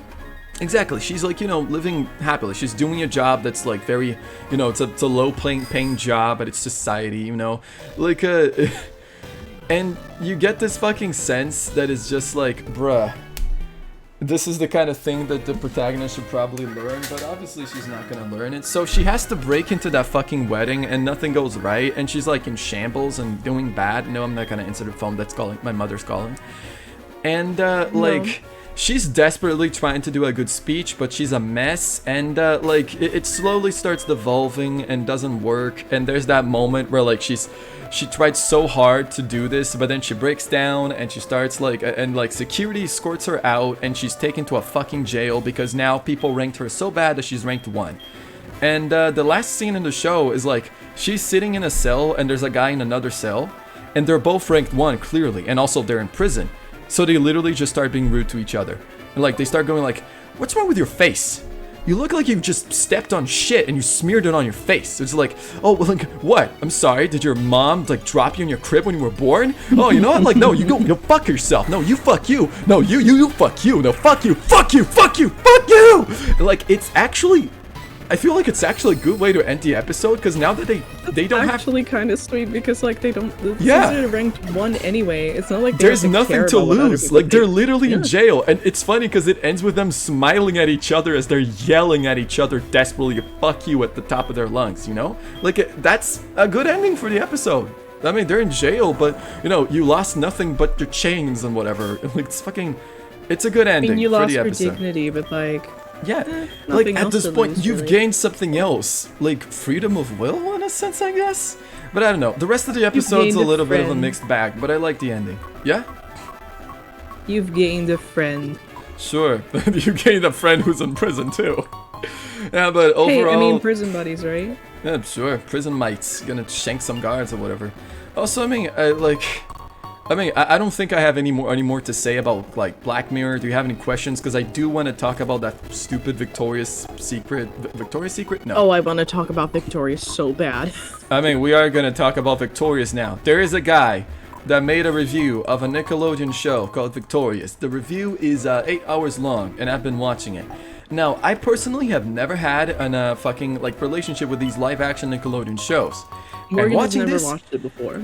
I'm kind of glad because I have realized that this show is about horrible people being pieces of shit to each other, and it clearly has that touch of like, you know, when like, you know, children actors are just kind of like fucking like hoard around. I mean, The thing about Victorious is literally like Tori as a protagonist is a terrible person. She always wants to be the center of attention. And Trina, her sister, is always the butt of the joke, and everybody hates her, including her parents, and I feel so bad for her. Like, Yeah. now that I'm, like, remembering it back, I'm like, oh my god, Trina deserves so much better. I And the mean, fact isn't that there they're, an like, episode where she's deluded that some people actually liked her because they're messing with her, and she actually starts acting a lot nicer because she, like, you know, she doesn't have to hide on a facade? There is an episode where all of the boy characters start to pretend to like her. Like they start to like pretend fight about her, and she's like, "Oh my god, what do I do?" And like when that happens, she actually turns into, you know, what a normal team would be. Like she's awkward. She's trying to like be like, boys, what are you doing? And then in the end, like she's trying to like get her dad because like they're legitimately fighting, and when she comes back, all the boys are pretending that nothing happened, and Just her so she dad can is be just seen like, as crazy. you know what her dad literally says? Whenever you go to college, I hope you go very, very far away, and then Like, walks away. and that has I'm a like, laugh track. Can you imagine your That parents has a saying laugh that to track. you? That is a laugh track. Like, Yeah. she's just like seen as a butt of the joke, and it's so It's fucking horrible. sad. I mean, it's a show about terrible people being terrible to each other and winning, and that like is just so horrible. Like, there's some appeal to that, but like, you know what that reminds me of? In Family Guy, Megan, that's kind of her role. Like, the family treats her like a piece of shit in sidewalk. They treat her like shit on her shoes, and she Yeah, just like that's, it's like, the played for bone of it. jokes. American families say that a lot. Seriously? The American Family am said so it a lot. sorry. Oh my god, that is really fucking shit. Jesus Christ, if you don't like your kid, maybe you just should not just have kids. That's bad. My fucking But god. at the same Jesus time, a lot Christ. of families, I feel like, are probably kind of like forced into having a child because society kind of expects you to. Yep. Or I mean, it's because, the like, you know, bad there's sex not a lot education, of- maybe eerie thing. Yeah, and Ludicolo teen just gave me. pregnancies are a thing. Also, I should state, like, the thing that I would definitely need to mention about this show. You know that some writers, like, put their, like, barely distinctive fetish on their writing, and it's really obvious. They have done so much foot shit on this show. It's like, you can't even show it, you know? Like, you can't even show, like, hey, look at this extremely cringy, fucked up thing that they did on these kid shows. No, it's like, there is a... It's so fucking weird, Like, man. I'm not gonna say what happens unless everybody that's on chat right now gives me their consent that they're ready to hear about some cringy shit that this show did, like, regarding... Please don't foot. tell them about the pimple scene.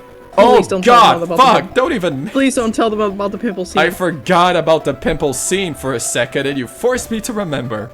Thanks. You're man. welcome. God. Alright, hold on a second. I will tell you about the foot thing, though, I guess. I will tell you. Like...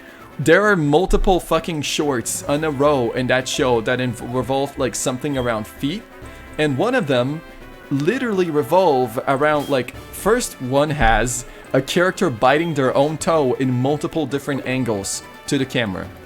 And the other one has the character having their feet towards the camera and another character pouring ketchup on their fucking... Okay, same hole. Never mind. They pour ketchup on their feet. And, like, there's even the line, like, yeah, come on, babe, spread your toes. And it's like, holy shit. Yeah, Like, it was, so in Victorious, you have this being called the slap, which is like their like in-universe social media where of the characters are on, and they like post videos and stuff about their whole life and Hollywood High and everything. And so that was actually like an online thing. Like the site actually existed back in 2012, and that was one of the videos from like a series that like Tori, the main character, had, which is Tori Does Requests. And like there was like the request that she got was basically just like really weird fucking shit. Like there was also one where someone said like, hey, can you turn into a burger? And then they literally, and her friends literally ended up like putting burger ingredients on her naked like, belly. Her exposed belly. She's laying on a counter. She exposes her belly. Are you gonna talk about the weird thing where Dan asked for send feed pics? Oh god. Yeah, clearly like the writer is putting his fucking fetishes on the media, and it's like right there. Like they start putting pieces of food. Oh fuck yeah, earthquake. Nice. They put pieces of food on her belly. And, like, it literally ends with them saying, like, dinner time, I think? Like, really excitedly. Yeah, they even pour ketchup. Maybe the writer has something specifically revolving ketchup. Because holy shit. And, like, that is just... I see that kind of shit, and I just think about, like... How did they allow this to happen? Yeah, Totally Spies has every single, like, kink known to man. Like, there is no kink that has been I forgot about Totally Spies for a little bit. Also, you know, time to give Racer Earthquake. I'm gonna replace Dig. Like, don't get me wrong, Dig is great, but Earthquake time. So I don't like. Dig, yes. Dig takes like 2 turns, and it's just. Really I mean, it's funny because the one episode that I remember watching Family Spies of is an episode where one of them takes steroids of some kind and she gets really buff, but she loses her mind or something, and like. That's the only episode I remember, and you can already tell, like... Shout out to that one episode where apparently they were eating something, and it was like a type of cake, and it turned them fat. Oh my god. Inflation. Wasn't there an episode where only their heads inflated? God. This show had a surprisingly a lot of inflation. Yeah, I mean, that's the go-to for animators that like are kinky, you know, like they gotta put inflation there, like it's the bare minimum. Have you seen Looney Tunes? What is Behemoth? What are you talking about? Hello? What? What are you accusing? The buff episode. Jesus Christ, yes, Buff. That don't is a... fucking scare us like that. Don't say that. Don't even imply something like that. Don't say that. Don't even think it. I mean, like, even the fucking Space Jam, which is a pretty fun, like, a fun TV show. I mean, okay, maybe that episode awakened something in me. I don't fucking know. I mean, to be fair, I don't think it was that. I think something else awakened my love for, like, muscly characters, but still. I know exactly which scene it is, but I'm not gonna say it because... people trapped and let their hair grow really, like, long and steal them to make wigs. That seems like a kink. Like, these are all so obscure. Jesus. Oh my god, there's a Geodude in every rock. Probs not, but funny. I mean, I don't think I should record what, like, maybe awaken kinky shit within me, but if everybody in the chat wants to know, I could be honest. No, we're not showing that, babe. Like, I mean, I'm not showing it, I would just tell him, but still. I'm making it your problem because you're talking about toilet spies. I mean, yeah, I understand. Honestly, I deserve it. Toilet spies. Toilet spies, baby. Because they are toilets. They're shitty like that. Oh, fuck it. Jeez. God damn it. It's like the DA of cartoons. Oh, wait. What? The da? I was like, I thought you were going to say fur affinity or something. Like, Deviant Art. Yes. Apes. Deviant Art. Yes, that. Dangerous Apes. Oh my god! Random chimp event coming to you soon. Yeah, no, but like, honestly, I wouldn't be surprised there was an episode where they became toilets. I am pretty sure that probably happened. I don't know why, but that seems familiar. Yeah? Is there an episode where they get stuck in toilets? Stuck in toilets? I'm trying to like remember because it feels like I presume there would be an episode in which they get turned into objects and at least one of them gets turned into toilet. Also, a quick sidebar, let's have the final rival fight for now. I fucking like this one. Hey, Toilet Spice. Nice. Hold it. Are you going to challenge the Pokemon League? Victor Road is at the end for sure. But did you notice? You didn't see any real trainers on the way, did you? Man, they're all spineless. Well, the fact that you have come this far means you're not one of them. But your journey ends here. Because right here, right now, I will crush you. Whoop, let's go. Fucking stupid. Alice, there's a wiki that documents every fetish in every Total Spice. Okay, Alice, please put that in the chat. Every Totally Spice kink. Ever. Oh, I mean, Alice, if you can send a link, that'd be better. Also, I think it was French-Canadian quote-unquote anime. Yeah, I mean, like, I'm pretty sure it was like a I got makeshift, the official guide to fetishes in Totally Spice. So, season 1, you got the pilot, which is the fetish of brainwashing. Then you got another one for dehydration, sport outfits, middle-aged clothes, child roleplay, amnesia, memory loss, clones, woman fugitives, and cowgirl outfits, which is just in one episode, by the way. Oh my god. Then there's one that actually has none. Then you got one with body part exchange, muscular hair, curly hair, and braces. Then you got another one that is gladiator, armor, warrior woman, and brainwashing. Then there's another one with garbage picker hair, hippie wear, traditional Russian clothes, Cleopatra outfit, military clothes. Then there's another one with muslin servant outfits, queen outfit, bondage, covered in mud, and electric shock. That's all in one outfit as well. Then you got saris, Chinese clothings, being shrunk, and adult outfits. Then you got one that is literally just furry cat girl, which is kind of funny. Oh my god, very specific. Cheerleader in spiky hair, trapped in a cocoon. Fuck! Bruce's ripped clothes, a cat girl outfit. Wants to pee. This one is just a single line, but I think it's been qualified. Oh my god. I mean, okay, I accidentally switched to the wrong Pokemon. I have to switch out. Alright, I'm gonna open this wiki on a page here for me to, like, analyze. Oh my god, this is long. This is like a fucking... Jesus. So, this is one specific episode that I actually remember, which is Passion Patties, which has BBW and weight gain. What is BBW? I don't know. Whoa, but it's basically like weight gain and force feeding. Oh, god, fuck. God, shit. Oh, god. What the hell? Oh, big, beautiful woman. One episode with a silver outfit, foot fetish, mummification, and buried in sand. Is big beautiful women a giantess thing? It's fetish for fat women. Like, is like literally everybody like making this show a kinkster of some kind? Like, cause it seems that way. Like, it seems that every single person that was working on this show knew what they were doing and worked on it with like determination and drive. I love how I've actually seen feet multiple times. Yeah, I'm pretty sure some furries would have fucking loved this show, that's for sure.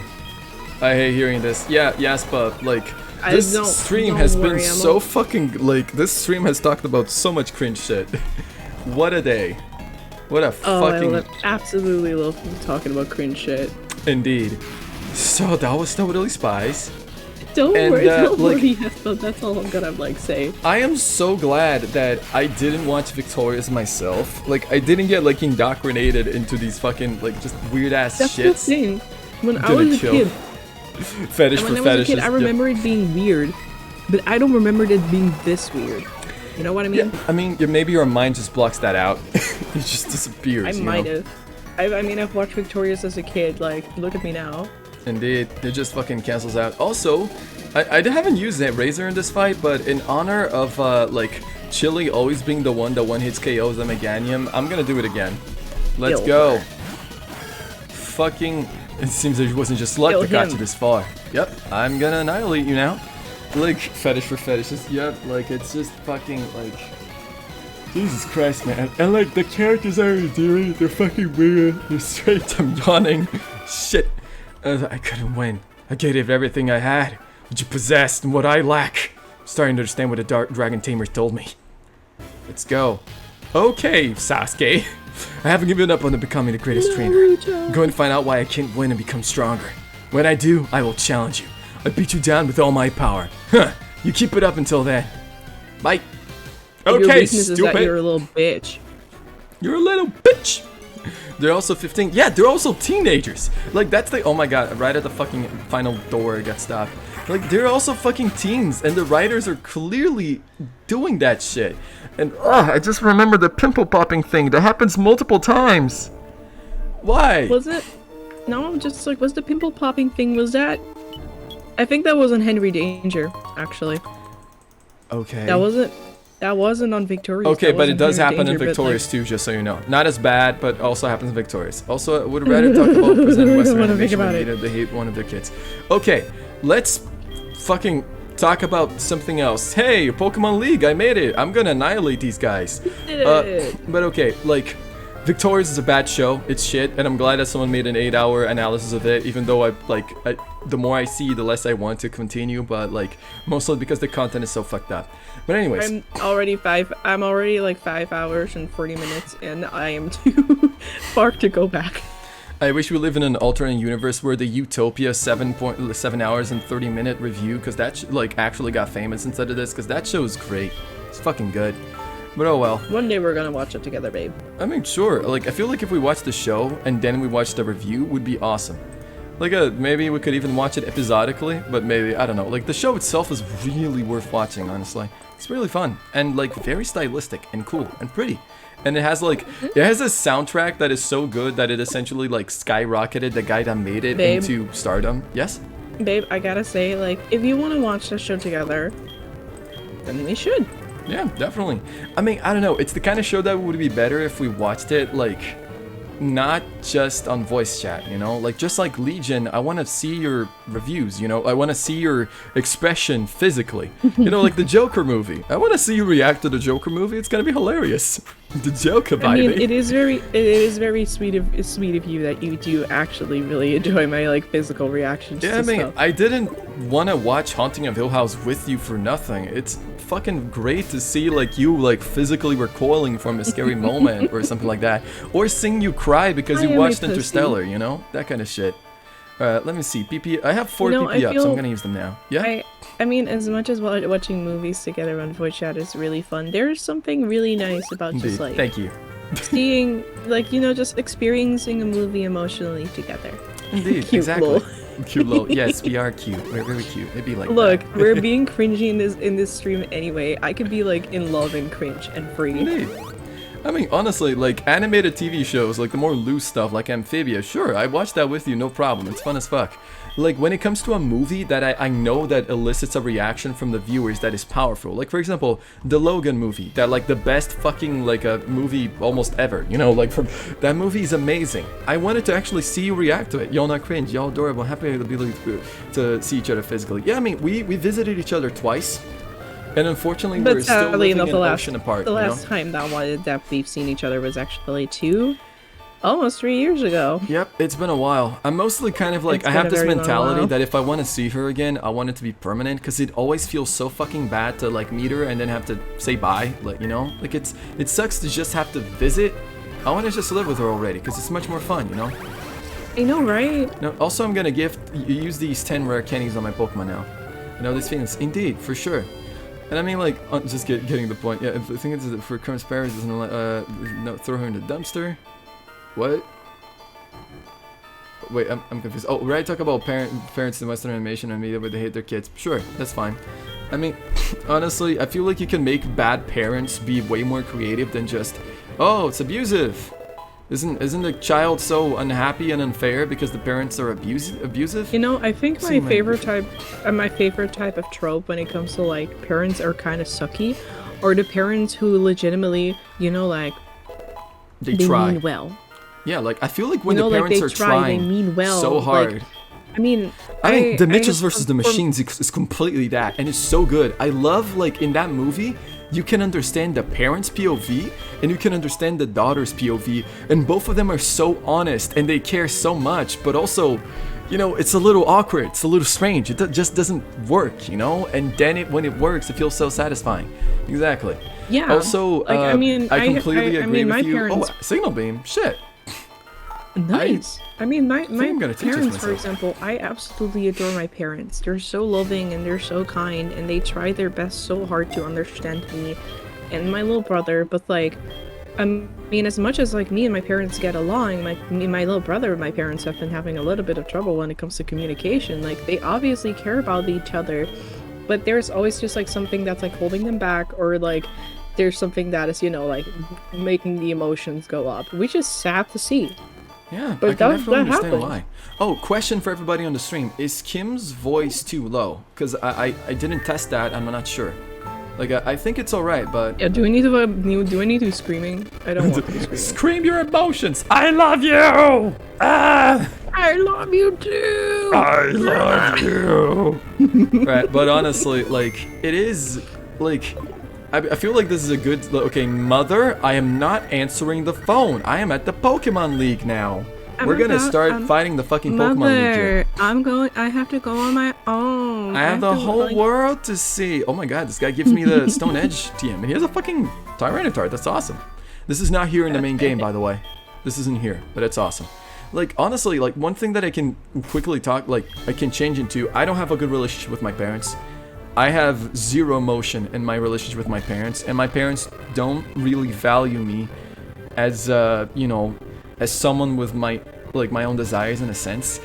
I wouldn't say they're abusive, but in a lot of my friends, I have the worst parents, which is pretty funny. And, like... Hey.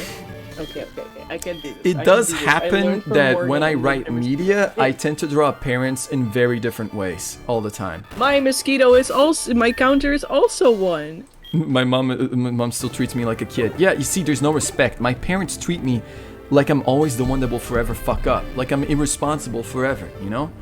But, hang on, like, I get yelled at for being out. Jesus Christ. Anyways, let's kill Will. And, like, when I feel like I have gathered all the knowledge that I've gotten from my life and from other media for parents. And, like, you know, writing from good parents, from writing from bad parents. And I have, like, attached that to one of my stories. And I've created, like, my favorite parent dynamic that I've ever seen ever in any media, and it's I that created it, but unfortunately it's not a media. It's just a story that I wrote, which kind of pisses me off. But oh well. It's not just a story, it's your story. And I mean, I guess what you mean is just like, it's not a story that's with my parents. I know it's weird, but I'm really scared whenever I'll come out as trans and stuff. I'm really worried of that. Yeah, I mean, you haven't come out yet, and like, I hope you'll be okay. I mean, shut up, Will.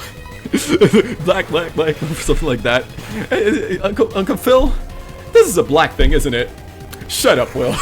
okay, Alice, references aside. Alice, I just wanted to say, like, Alice, if you do ever come out to your parents, I genuinely do really hope that, like, your parents will be loving and accepting, and even if they don't understand, like, they want to understand. Like, I really wish that for you. I hope they at least make an effort. I'm gonna talk about my coming out to my parents now, and I can't say that it went bad, but it literally went with them going like, oh, sure, fine, whatever. And they never remembered it ever after that. It literally never was mentioned. They continued addressing me the exact same way, and they never cared about my pronouns, because here's the fucking sad thing. I live in Brazil, and we speak Portuguese here, and there are no gender-neutral terms in Portuguese. It's literally just completely just like fucking every word on the language that is addressing an object or something is gendered, and it sucks. It sucks so bad. It's really, really bad. I mean, I wonder if you can start by just like them, like asking them to call you Morgan instead of your dead name. No, that's the thing though. Morgan is an English name. We're speaking in Portuguese, so it sounds different and it's too much work. I've told them already that I plan to change my name to Morgan. And my mom reacted to just like rolling her eyes and saying, you know that changing your name is really hard. And people are gonna have trouble addressing you. And I'm like, literally all my friends call me Morgan. And I'm like, it's fine. And it might not even be my permanent name. I have literally like never known Morgan as their dead name, because like I've always known them as Penguin. Yeah. And even when they went from Penguin to Morgan. Yeah, French also has, you know, like gender for objects. Yeah, we have gender for objects here too. It's horrible. Like we gender every like fucking object, and it's funny because like strangers. God, the Nether, like Dutch doesn't have that. Like we do have some like female summing words, but like it's not like it's like gendered really. Like Indeed, like, I'm least glad that, you know, you have some replacement for a gender-neutral pronoun. And the fucking sad thing is that I just completely eviscerated Will. Wow. I wasn't even paying attention. Alright, but anyways, like the fucking, oh yeah, this is not in the main game. You can use this Kadabra to teleport to any room in the the Pokemon League you want to. But you know what? I'll just do them in a normal order. The douchebags and douchebaguettes. Sure. Is it bad if I take something to drink for myself because I realized that I haven't? No problem, babe. Go ahead. Go ahead. And like, there's a gender-neutral right pronoun, but it's not used at all, and it's not an official term. It's weird. Yeah, like that's the thing. LGBT people in Brazil here have made a gender-neutral pronoun, but it's indistinguishable if you're speaking. It's indistinguishable from a male pronoun, so it doesn't work. And when you write it, it breaks every like grammar norm, so no one's gonna use it for actual like coherent writing, which sucks. Like one of the primary reasons why I want to leave this country is that I hate living in a country where technically I don't exist. You know, like that shit is just makes me sad and mad and angry.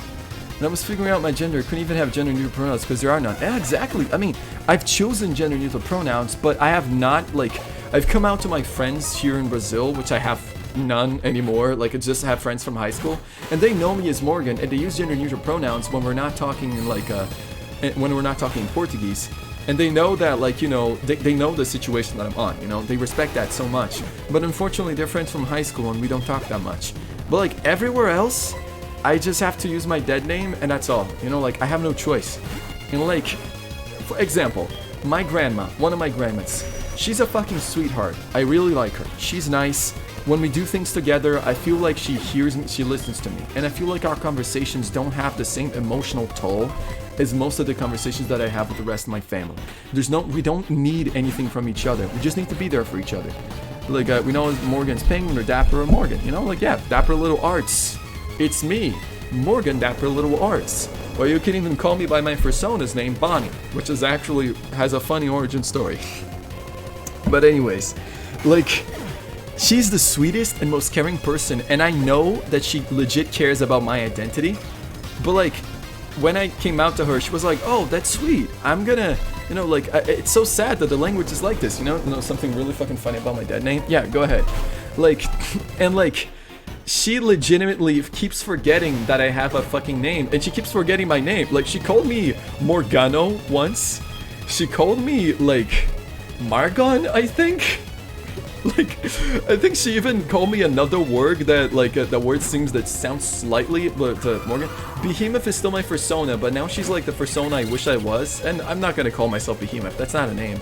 I mean, don't tell anybody, but Behemoth is not even her real name, that is just what everybody addresses her, because the real name is secret. Did Bonnie kill and replace Behemoth? No, Bonnie cannot kill. If Bonnie tried to kill Behemoth, Behemoth would just sit on her, and Bonnie would potentially be hospitalized. But anyways, I just eviscerated another Elite 4 member. Did he even land a single hit on me? Wow, I come back and you immediately also destroyed another team, like... I think they didn't land a single hit on me, by the way. I am so proud. Indeed, this is completely expected and normal. I don't really care about telling you this, but my dad is named the name of the person trying to invade your cane. My goodness, that is kind of hilarious. I mean, I don't mind telling you this too, but my dead name is of the protagonist of one of the most famous video game franchises in the entire world. And I kind of hate it, because I can't be taken seriously with that name, and I'm gonna give you a tip. Yahoo! Fucking hell. I want to die. Look, here's the thing. There's also Bunny. There can be only one Sonic cocks gun, and then she shoots Behemoth, and like the bullet just bounces off Behemoth's skin, and she's like, "Oh no!" And Behemoth just like, Sona, Sona, not Sonic. No, did I say Sonic? Sorry, I think I was thinking of Sonic for a second there. Nintendo's gonna sue. Yeah, I mean, Nintendo's gonna destroy me, just like how they destroyed the orphanage when they realized that there's a kid named Luigi in there. Right, this might be the first guy that gets a hit on me. Y'all want to hear a secret? What? My real name is not Kim. It's actually Kimberly. Oh my god! Fucking, the curtain has dropped. The truth is out. Kimberly! My goodness gracious! Hashtag cancel for fake name, like lying on the street. Yeah, but anyways, my dead name, like, I don't have that much of a problem sharing it sometimes with close friends, because, you know, like, It's like, you could guess it, you know, you could guess it easily. I'm gonna legally change my name to Madeline, but I don't think my family would bother to try and say it because it's a modern version of Magdalene. Yeah, that's kind of sad. I've been called Vladimir Putin so much as a kid, and now it's just more awful than ever. Like, yeah, it only gets worse. God, I'm so sorry, my friend. I mean, like, there is literally a joke in the Portuguese language that implies that Mario fucks you behind a closet. And it rhymes with, like, you know, like, it rhymes when you say it. So I've had to deal with a lot of kids, like, when I was younger, doing that joke and just going like, oh yeah, Mario, you know, the one that fucked you behind the closet. And it's just like, it's fucking bonkers, man. Kids are so mean. It's not that just kids are mean, but if you have a name that has something dumb on it, you will have it for life, and it will be haunting you. Let's see how much damage this guy deals. Yes! This is a double damage payback, by the way, because he hit laughter at me. People with shitty dead names, even if it's their regular name. Yep, I definitely fucking relate to you right there. God, I mean that's so funny. That's why it's called a dead name. Exactly. It's dead. I took it behind the shed and shot it. It's fucking dead. One thing that I probably should have done is that I should have taught Swords Dance to Razor, but oh well. Like, honestly, I can still win this fight fairly easily. I mean, that's a, Shit, he's gonna use Ice Punch. That's a little thing that you can sing. Woo! Sure. Fuck them kids, bro. All my bro hate kids. You're gonna just like fucking dropkick a kid. I mean, honestly, kids are supposedly fine, but they can be extremely mean sometimes. They can be like real shitheads, and it happens. You know, like, what are you gonna do? Alright, let me see if I can kill this Machamp. Probably not in one hit, but I'll try it anyways. Like, honestly, being like forced into this name thing is really oh my god, he attacked first because Bullet Punch. I'm sorry, the reason why I laughed because I looked at Discord for 1 second in the Discord chat that I'm in, and then, like, one of my friends were saying I'm entering my Juggalo arc. Alright, oh my god, Juggalofication. Critical hit, fuck yeah. Honestly, that's kind of hilarious. I like that. Yeah, but honestly, that's the end of the saga of, yeah, it's probably Magnus. No, my parents chose the name Vladimir because of Vlad TP's the vampire, which is fucking metal through the appreciate that. I mean, yeah, Vladimir is not a bad name. Like, Vladimir is interesting, you know? Like, it's fucking, it's cool. Vlad, but still, like, now you have to fucking deal with that shit. It's an extremely Russian name, and now they're like, Russophobia is more rampant than ever. And I feel really sad for most Russian people everywhere, because like they're dealing with their own fucking country leaders doing horrendous shit in their name, and it's just horrible. This is like people being fucking like racist and discriminating against Muslim people all over again. Yep, but now like it's somehow the discrimination is against other white people. Like you'd never get other racism against white people. No, babe, you don't understand. I mean, Europe, like people. If you live Europe from the right, like no, you know Berlin, right? The wall of Berlin. Sure. If you live on the right side of that Berlin Wall, you're not what they call like white European anymore. Oh my like God. You're not white. I mean, honestly, that's the fucking amazing thing about like Europeans and Americans. They have so little problems in their life that they need to make some and be racist towards like random other white people. Like it's crazy, man. It's just so mindless. Red Scare 2, yep. I mean, like, then I chose Alice as a name because the fucking Alice in Wonderland DS game I played as a kid and really loved. Also, Alice Returns to Madness. I mean, I have seen a little bit of Alice Returns to Madness. This is a pretty cool style. I have seen Alice in the Kingdom Hearts games. She was very cool and recoded. That is adorable. What is the Kingdom Hearts, like, what is the DS game about, though? Kim, can you see if you can find, like, just the... Alice in Wonderland DS game? Yeah, like, just find me some pics and show me, because that sounds cool. Alright, let me pick Karen. Oh my god. I mean, to be fair, Karen is one of the prettiest fucking Elite Fours. Yes. I put my thing in Google and I write Google into Google. What? I wrote down Google instead of... Nice. I mean, to be fair, I do that too. Oh, motherfucker, he's gonna do half my health and damage. It's bad. Yeah, but like one thing that I should say, like quickly going back to the subject of like bad parents, I created a piece of media that is essentially actually looks legitimately really cute. Oh, show me a picture. So essentially, this is the thing: two parents are protagonists from a story that was told already, and in this story, they become legendary heroes and extremely powerful, and they get a lot of praise for it. Now they're living a simple life. in which, you know, a lot of people still revere them as hero, but they're just living a simple life with each other together, and they adopted a kid, and they really care about this kid. But here's the thing. This kid is not like a legitimate child from them, and they have been forced to deal with like so many expectations from the outside world saying, hey, you're now a child of these legendary heroes, what are you gonna do with your life? And not just that, but like everything that they have on their identity has been gifted by these fucking heroes, these like really kind parents, these true lesbians, and they're like, what did I do to deserve this? You know, like, cause I don't deserve this kindness. I've never done anything for this. Like, so the kinder they are, the more like sweet and caring, like they just give like a lot of fucking, you know, praise. They are always like trusting them in a sense, and like they don't feel like they deserve any of it. And that just makes them like want to act out, so maybe they can like break down these expectations. Could you tell I'm inspired his art style a lot? Let me quickly look at it. Give me a second. Alice, it's really funny because I sent the exact same screenshot. Oh my, this is pretty cute. I like it. This is so stylistic. It's cool. Oh man, DS was a good time. Yeah, but like, and then it's like, this child is now, they're like a teenager now, and they're known to be like, not even just a bully, but more of the recluse of the class, the person that gets bad grades, and a person who's very physical. And I mean, their parents are legendary heroes, so they also know how to fight really well, because they also put a lot of their anger into their fighting. So like, a lot of their identity revolves around being like strong, and that's it. Like just being angry, rude, strong, impatient, that kind of shit. And they don't have any friends. And that's only the fucking beginning of the story of a protagonist that is just jaded, you know? And how can they change for the better? How can you like make them believe that they deserve to feel love in some way? You know, like after they've been so warped by themselves to believe that they are beyond redemption in a sense. Oh my god, I'm so sorry. I think that's fucking great. Nice burp, babe. That was a 4 out of 10. Not loud enough. It was in a Tim Burton Alice movie. I think I watched that. That was pretty cool. I thought Madeline was a cute name. I thought it like a book's about little girl in the nuns going. I mean, I'm sorry, Red, but pretty much every trans girl that's named Madeline now is named after it because of the game Celeste, which I didn't even play, but it's kind of hilarious.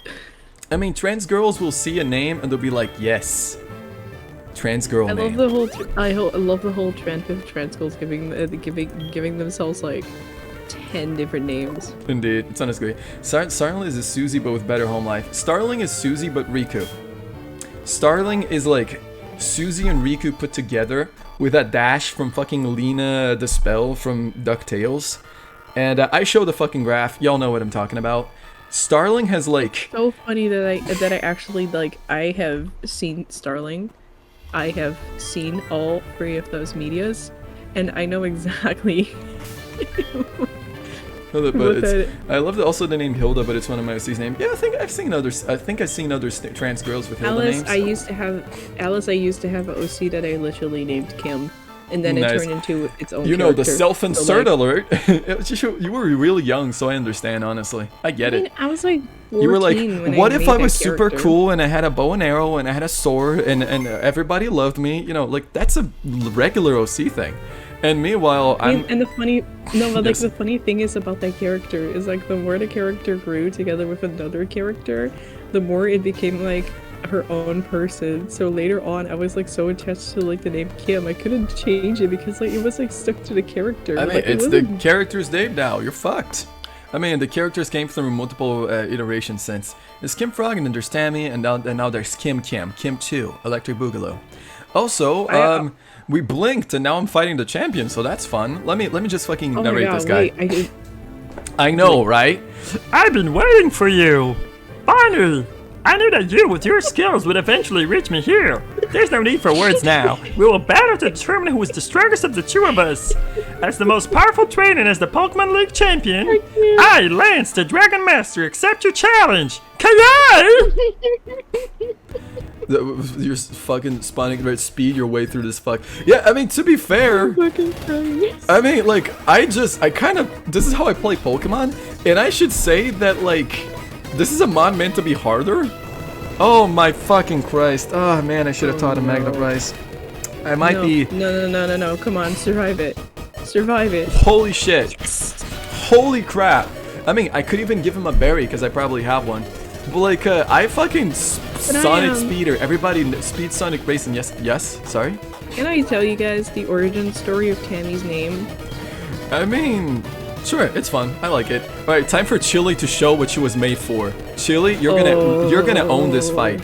I probably should have gave her Never Melt Ice. Honestly, I might restart, but still, go ahead. Tell us. My Garchomp. Okay, so at some time ago, me and my friend Magnus, we played some Gmod stuff. And there's this one role-playing game in Gmod that is basically the entire Harry Potter school, but in Gmod with voice chat, and like you can just like role-play as a student or a teacher, and as much as like Harry Potter is, you know, Harry Potter. I don't think I've ever seen anybody play that game actually correctly. Like, I have never seen anybody play that game right. Literally, everybody just plays it for shits and giggles. I mean, I have never played it myself, but yeah. It's honestly, it was so fucking funny and so fucking stupid. But me and me and Magnus, like, for some reason we had to like think up a name, and we had this running gag of like him being named Tommy together with his bestie Tammy. And for some reason, when I was like role-playing and stuff as a character named Tammy, I liked the name so much that when I thought of my persona, I named her Tammy. Nice. That's the origin story of how Tammy got her name. And this is the birth of Tammy. Honestly, that's pretty damn great. Honestly, like, I do have a Behemoth origin story. Essentially, I saw a character that was like, it was reveled for being pretty and shit, but like, she was actually drawn really ugly and everybody was really horny for her. It was like some hyper bullshit. It was just like, obsessive with her. And I thought like, that's not fair. Like, I bet that like, there could be many characters that are as caked up as that but look better. And so I started trying out my own designs and I thought, could I make that's the most self-indulgent possible? That would, like, you know, rival something like this. Oh, he has 2 Dragonite instead of 3. Nice. And I made Behemoth, and Behemoth literally only got better with the ages. And alright, I thought this would never happen. Okay, so I just humiliated Lance. And, I mean... one funny little guy. The story of how I made my penguin Sona is actually much earlier. I was a kid that didn't know how to draw humans or furries. And I thought like, oh, I'm never gonna learn how to draw humans or furries, so you know what, I'm gonna draw penguins because they're cute and they're my favorite animal, and I draw them on that shape, you know? What's Behemoth's real government name? I'm not gonna tell you, it's a secret. And like, the thing is, I actually just got better at drawing penguins, and I would literally just draw penguins, and eventually I like started changing their colors and giving them accessories, and like, for some reason giving them a top hat and calling them like Gentleman Penguin was funny, because I thought like I liked the idea of being a dapper penguin, like a little like a pulse character. And then like I decided to add the sunglasses, and I changed it to Dapper Little Penguin because, you know, it's gender neutral. I thought it would be more fitting for me. Yeah, it's like Gentleman is kind of cringe. It has men on it, and I don't want that. You know, no thanks. No. Yep. Like Coxcut, Morgan's Nightclub, Club Penguin. I mean, to be fair, I did also play Club Penguin when I was younger, and I loved it. And you know, I think that tells a lot. You know, also, I'm gonna put a pin in the story, and I realized that I just beat Lance, and I've just been like, you know, distracted. So it's over, but it's not feeling. I'm not angry that I lost. In fact, I'm happy. I'm happy that I witnessed the rise of a new champion. This voice is going to fucking kill me. Okay, you have become truly powerful, Bonnie. Your Pokemon have aspired to your strong and upstanding nature. You totally destroyed me. I'm gonna fucking kill you, Lance. Get out of my As a trainer, you will continue to grow stronger with the Pokemon. Oh my god. Stop fucking talking. Please put down the gun. Oh shit, fuck, oh god, just put up me. Right, so. Oh no, it's all over. Professor Oak, if you weren't so slow. You can voice Professor Oak if you want. Ah, Bonnie, it's been a long time. Oh, you certainly look more impressive.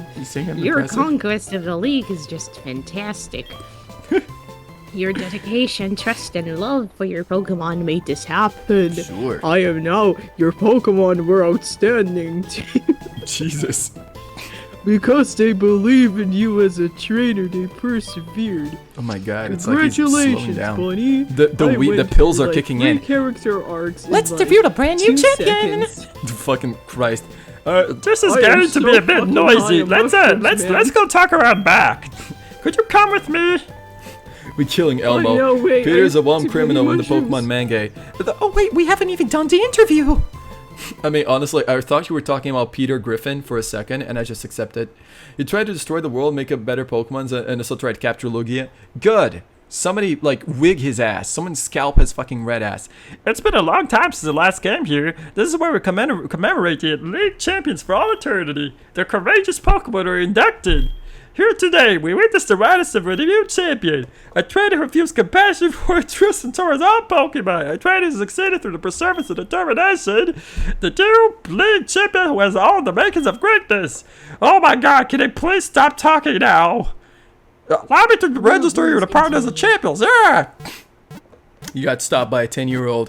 I mean, this is Pokemon. Literally everybody gets stopped by a 10-year-old because it's that basic. Also, I just became champion of this league and I didn't even break a sweat.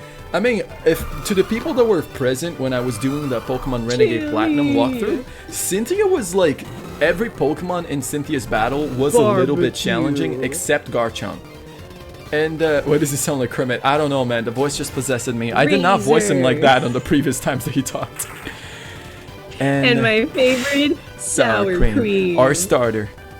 Oh my god. And just for, you know, like, Baby And Rage. Baby Rage. Just here, you know, and Baby Rage. Just He's a cameo. just And, there we have it. The fucking Pokemon League. I love that Sour Cream is getting their face a little bit, like, on the background there. But, yeah, like, Getting honestly, Microsoft. this was fantastic because I just humiliated this game. This is meant to be a hard fucking congratulations, gay people. Gay people. To be fucking honest. For all the homosexuals So out there. fucking real. Fuck yes. Congrats, gay people. We did it. Woo! Oh man, that thought. And I mean, I didn't fucking struggle at all. This is the most hilarious thing. Like, Pokemon like Renegade that Platinum was a fucking difficulty, but this is just pathetic, and I It's love like it. that one. It's like that one scene from either from Neon Evangelion, Neon where they're all just Evangelion. like clapping. Exactly, they're just clapping around me, you know, like, yay! Well, let's watch the credits. Anyways, what were we talking about before that I interrupted to finish this? Oh yeah, Penguin Song. Oh, I thought we were talking about gay people. I mean, I'm that gay too. people, But don't we want are me. the gay people. The gay people are coming from inside the house. But anyways, my Penguin Sona was like, it was kind of a way for me to represent myself because I really didn't like drawing myself as a human. I couldn't draw humans and I drew it badly, you know? Blossom is really cute on this. And I thought like, oh, I want to do a little penguin representation of myself because it's fucking funny. And it just got, like, it got simple and easy to do and it got funny. And I thought, you know what, I'll keep doing that. You know, like, I'll just Wait, can you use this. slow down the music for this one? Sure, I'll leave it. I realized that it's, like, you know, sped up. And I started interpreting myself as this Penguin Sona, and like I use it for all the memes and all the serious stuff. But you know, I eventually learned how to draw humans and furries, and then I started drawing titties, and the fucking everything went downhill from there. You know the rest. And now we're here. I'm pretty sure you know the rest. I was wondering where the music was so scuffed. Yeah, I'm sorry, I've been speeding this up. I decided to draw myself as a human. Hell, I was like, suck at drawing humans. Yeah, like I understand that completely. Like I can draw humans. I've done that for various commissions and I can draw them fairly well. It's a stylized look, but it looks pretty decent. But like, I have never really felt the need to draw myself as a human. I never liked it. And then when I learned to draw furries, oh my goodness, it went downhill from there. Like, I fucking, when I started drawing a titty, holy shit.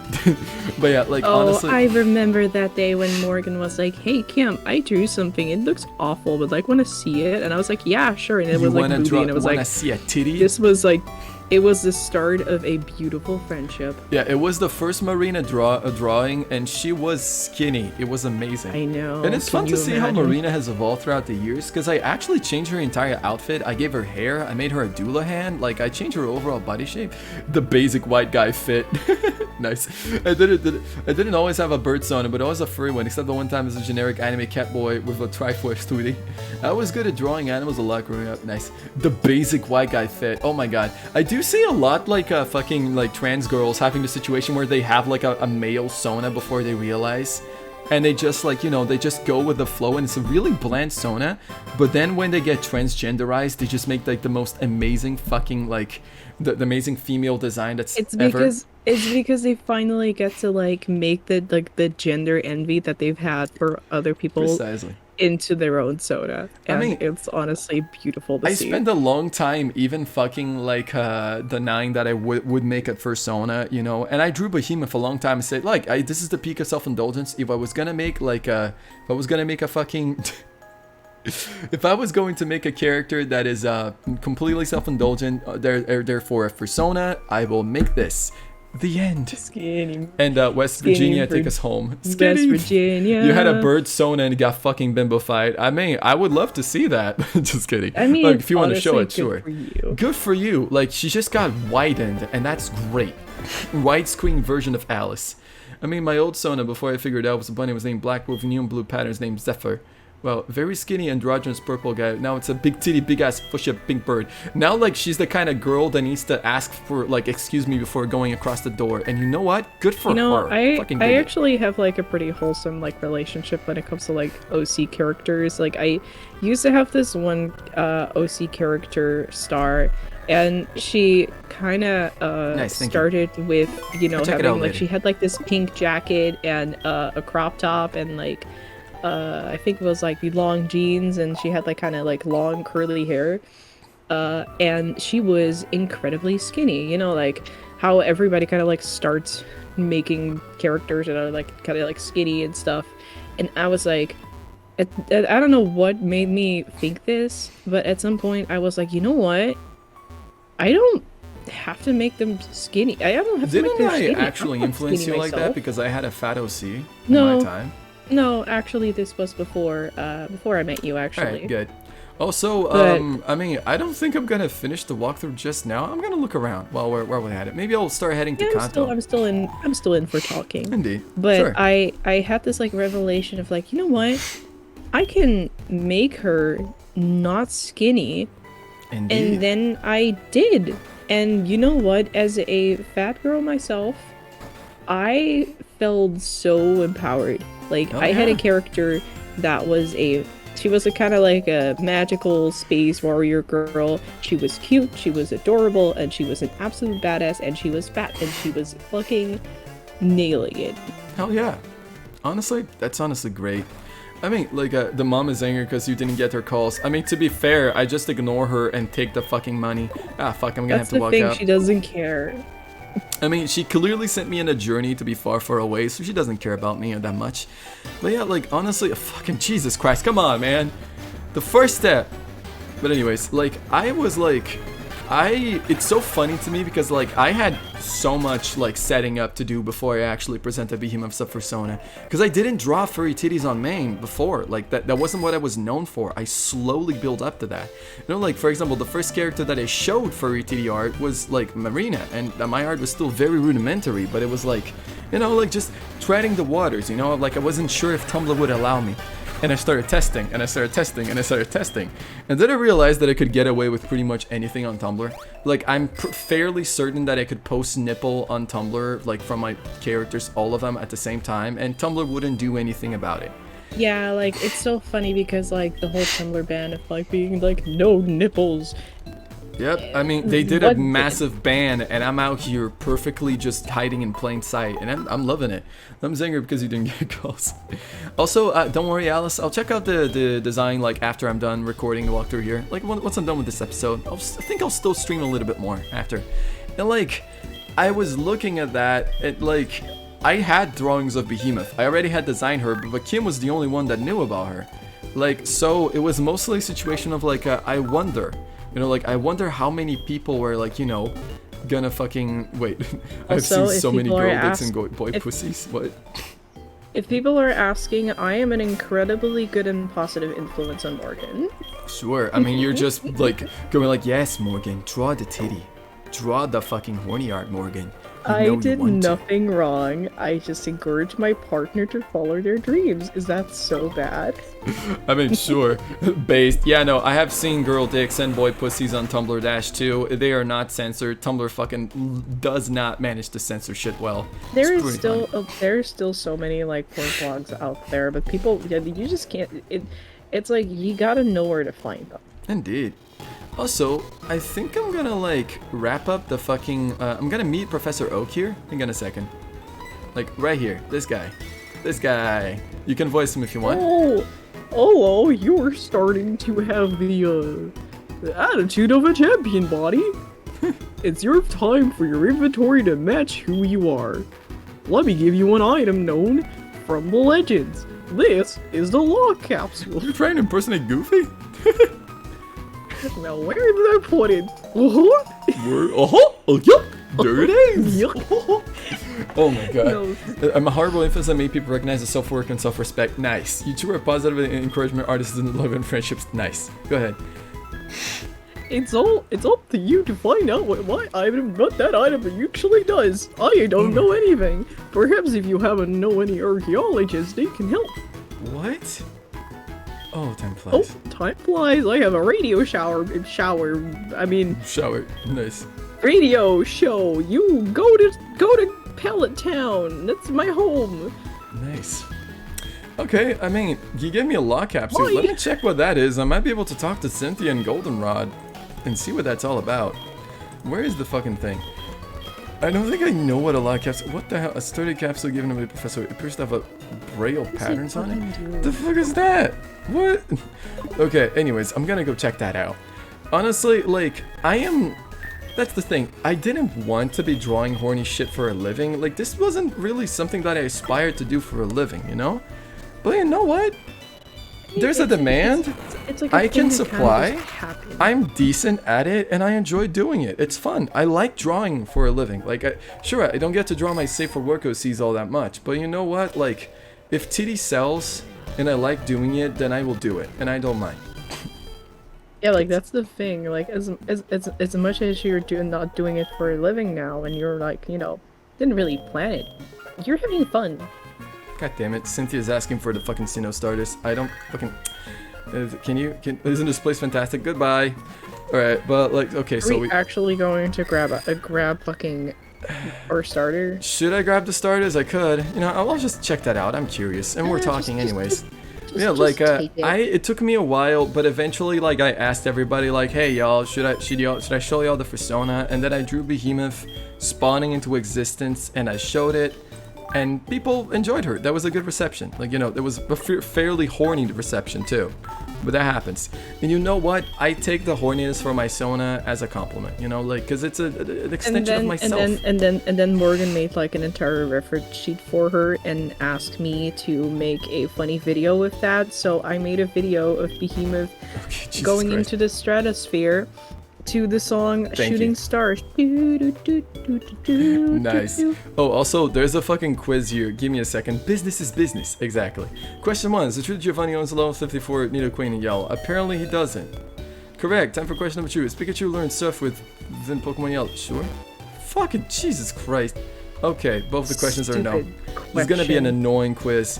Honestly, I can never like thank Morgan enough for doing the first art of Claire. Like, honestly, I'm so glad that I did it. I don't even remember. Did you commission me or did I just do that for fun? Cause like, honestly, she seemed to be learns over here in the fire.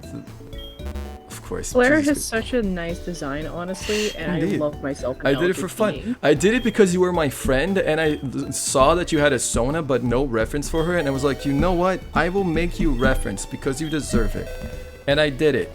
And that is just how I fucking work, baby. Like, I just... What? Shit! Friendship I wasn't looking. Fuck, I thought that was a last question. Okay, friendship whatever. can be turned into goods and services because Indeed. they love you. Exactly. And I mean, that's really how I do it. Like, I only do free art if it's for my friends, because they're good. Alright, hold on a second. Is it true Nidorina and Nidoqueen cannot breed? Yes, I guess. Jesus. And everyone likes her design now. Yes, I'm so glad. I fucking did a good thing. I'm taking Turtwig because he's the best one. Chimchar fans, don't at me. I love Piplup. He was the first Pokemon I ever trained, but Chimchar fans, don't at me. I prefer Turtwig. You got a free art as a treat. Exactly. I also do. Right. What should I name this boy in honor of us finishing this walkthrough? What should I name this boy? I want everybody in chat to give their opinion. Yeah, Yes? I'm gonna let chat decide. Decide his funny little name. Turtwig Fucks could be the name. Alright, while you all decide, I'm gonna blow my nose. Give me a second. Just give you take your time. I gotta say, Turtwig. I think the reason why Turtwig is probably one of my favorite starters in that region, I just really like the grass and ground combo. The eagle. Oh, I like Beagle. That is a very, very cute name. I actually had like, you know, I'm so sad that in the Netherlands, like, bagels aren't necessarily a very big thing because I fucking love bagels, and bagels are so fucking good. I want to eat at that bagel place again. Like, if we have like one bagel place in my city, and I ate there like once, and I think it just like started this like love for bagels for me. We have decided Beagle. Whatever that is, let's fucking go. I'm okay with this. No, I thought it was just like a really bad way of spelling bagel. Oh, I mean, maybe, honestly. I'm sorry, Red, but hemlock is fun, but Beagle, that's funny.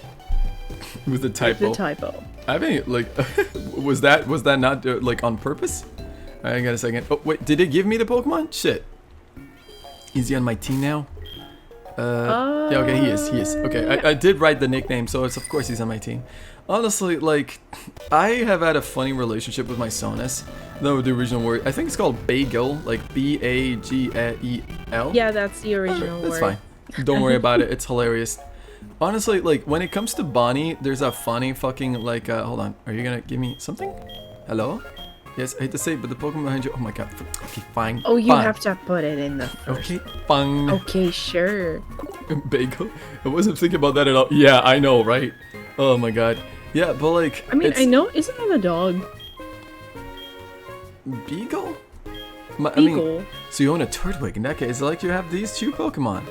Oh, she's gonna give you the remaining Pokemon. Nice. Alright, well, I'm gonna go grab, put the other Pokemon in the box, I guess. Shit.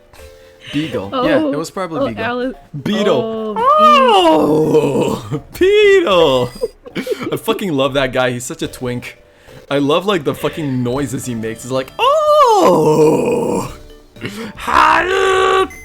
it's amazing. Like it's just the truly the fucking the fucking amazing intonation. That's just fantastic. So I mean, my new persona Bonnie actually has a funny little story. I mean, like, to be fair, Behemoth is amazing, and I like her. I love her a lot, and I still consider her a persona because she's the pinnacle of self-indulgence. But I kind of realized that, like, you know, a massive, like, 13-foot tall cowgirl that is also a dragon that is just unkillable, and, like, and just, like, yeah, she has a fat hog energy. She's, like, has a fucking battering ram for a dick. Like, a character that is infallible and unkillable and indestructible and awesome. Like, Babe, I love her a lot. She was talking about Beetle, not about. Oh, I was sorry. I was thinking about Behemoth's cock. I was distracted. But yeah, if you say so that the like fucking Beetle has a fat dong, that is hilarious. Who canonly has the biggest dick on Legend of Zelda? No, I'm sorry. It's not Sheik. It's Beetle. You know, no, it's a fucking stupid boat. What? Midna? I mean, I was gonna say, like, it would be funny because, like, Midna or Sheik could totally have the biggest cocks, but you know what? I feel like if Beetle outmatched them. Also, Ganondorf has the smallest dick. Just saying. Okay, my vote goes towards Midna because Midna is just really hot. True, I'm she sorry does to say have that it, but, fucking like, vibe. But fuck, I got distracted. So, when I was considering names but wasn't, like, sure about, like... Ooh, hello. Is that Capsule? Or is it somehow related to the golems of legend? Let me try something at the moment.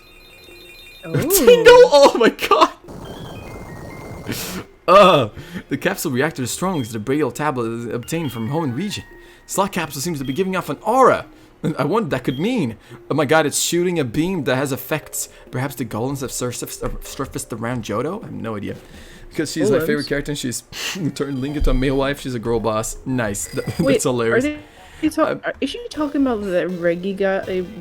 And all the Regis, you know, the fucking golem Pokemons. I have no idea where they're set, but I bet, you know, they're around, I guess. Also, I think that saying that Tingle has the biggest cock in the, like, Legend of Zelda fucking universe is the funniest shit.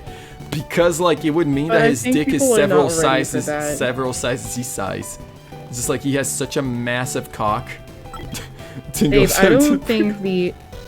I don't think the Zelda fandom is ready for that one. Yeah, that's a spicy hot take, Yaspub. I'm sorry. Tingle was a Coomer. I don't know what that is. Yeah, but Bonnie and Bonnabelle were names, like Bonnie, which is short for Bonnabelle, were names that I was considering for myself when I was like, you know, thinking about names. I was still called Penguin, but I couldn't really commit to it because it was too much of a female sounding name, and I was honestly not ready to say like, I am a trans girl, because I'm the kind of person that's like, if I'm not like the idealized version of who I wish I was, then I don't know, I wouldn't feel as good saying it.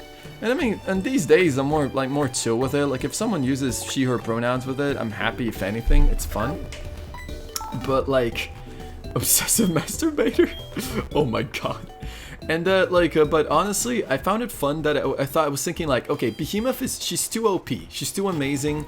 People might think that I'm a narcissist if I like call her my persona. So you know, I need to make something more tame, something that is still very I'll be my honest, identity. I don't think that's the most over. If you remember your friend Durg. Sure, I mean, but Dirk is still just a massive beefy guy. It's not like he said that his Sona is unkillable and unending and indestructible. You know, it's a fairly nice. I mean, I just a muscular I looked at dude. my Twitter the other day and I saw like a first strap that he posted of his persona. I mean, I gotta look at that. Oh shit, because his persona is really hot. It's a scaly dragon and honestly looks really good. But like, I know, honestly, it was he pretty farts cool. and it Like, sounds like the wind, like the wind. Oh my fucking god, Jesus Christ, the fucking whole moments. So anyways, I wanted to make a cat girl because I thought cat girls are really marketable and they're funny as hell, and also I think they're really cute. Even though cowgirls are still my favorite furries, and like, I ended up thinking like I'm just gonna grab Behemoth's design and like shift it around and mold a cat girl out of it. And you can see a lot of resemblances from like Bonnie to Behemoth because it's a lot of things that I define more or less my gender and my visual identity, what I like to see in a character, self-indulgence, whatnot. And I really like the results, honestly. I ended up with something awesome. And I have so many sketches of her, which I'm probably gonna show some on the stream still. But honestly, like as it stands, I want a cow Sony and make a bunny son. I have no energy to make sonas for me. I mean, I understand. It's a lot of work to maintain multiple sonas. I mean, that's like the thing. That's like the funny thing. Make them a shapeshifter. Oh, he's a little scared because of the ocean and he's a fire Pokemon. Don't worry, I'll switch you out. Let's see what sour cream feels. I want to like. I think cowgirl sonas are the best because milkies. Sour seems to be really having fun. Aw, look at that. It's a water Pokemon, so it's enjoying. Exactly. There's only two genders, fire and water. I have a forged butcher knife that has clear heart in it. Nice. So, anyways, this was an episode that we were completely distracted from the task at hand of playing this, but I love the fact that like I have barely like commented on any of the Pokemon stuff. I have barely commented on the fucking game right now. I fucking slaughtered the Elite Four. I mean, like, I don't like being shaped as like being a character. We slaughtered the Elite Four and the Champion, and then we started talking about like funny titty sonas. Yeah, and we were talking about extremely cringy shit and also like really fun shit at the same time. I didn't even get to talk about Hoodwinked. I'll talk that after I end this episode. But like, essentially what's happening right now is that I'm gonna finish up this episode. I don't know if I'm gonna continue this walkthrough on YouTube anytime soon, because my parents are coming back from their trip, which means that the house is going to be cramped and they're probably going to be really angry that I make noise. I mean, if you understand, they're already pissed off when I voice. No, Mom. Okay, maybe just because it's the end, I'll answer this call. One more time. Hello? Oh, hi, Bunny. How are you? I found some useful item while shopping, so I bought it with your money. Sorry. Mom, what the fuck? But asked the delivery man to take it to you, they so literally, like, this whole game... This whole Yes. game just like strips away the autonomy of having your own money. Exactly. I mean, to be fair, you can just save for like her not to save it, but still. Well, I mean, like, this was a pretty fun walkthrough because this game is considerably easier to the Pokemon Platinum Renegade walkthrough. And, like, honestly, I really enjoyed the team that I made for it. Sure, there were some flaws, like I didn't really play it smart with my Magnezone. I didn't find ways for him to take less damage when it comes to ground attacks. And I mean, I still almost died with Razor and Ice damage a lot. But I gotta say, I like fucking eviscerated the Pokemon League in a really satisfying way. I'm so proud of you, babe. Indeed. Just like a real mom, wow. Precisely. And our team ended up just extremely strong and like... I don't even know what to say. Like, I wish I could continue this walkthrough and go to Kanto and stuff, but I don't know if that's going to be possible because of my parents. So it's possible that if we post other walkthroughs, we post a more laid-back game that we're playing together. Maybe Borderlands, Hey, maybe who Saints knows? Row, maybe something else. You know, like I haven't thought about it yet because Borderlands is something that I want to have complete freedom while doing it. I want to be completely, fully invested on it. You know, like when we're there. Just like I a mean, real mod. Wow. Borderlands the pre-sequel means a lot to Morgan, And Borderlands 2. And cool. Borderlands 2 as well. Borderlands 2 too. Ha. Toot toot. But yeah, that's about it. Thank you so much for watching this walkthrough. I'm gonna continue the stream and maybe draw some stuff now. And seriously, like, see you later, everybody. Bye bye. Thanks for joining me slaughtering this game. Kim, you want to say anything else? Baba booey. Baba booey.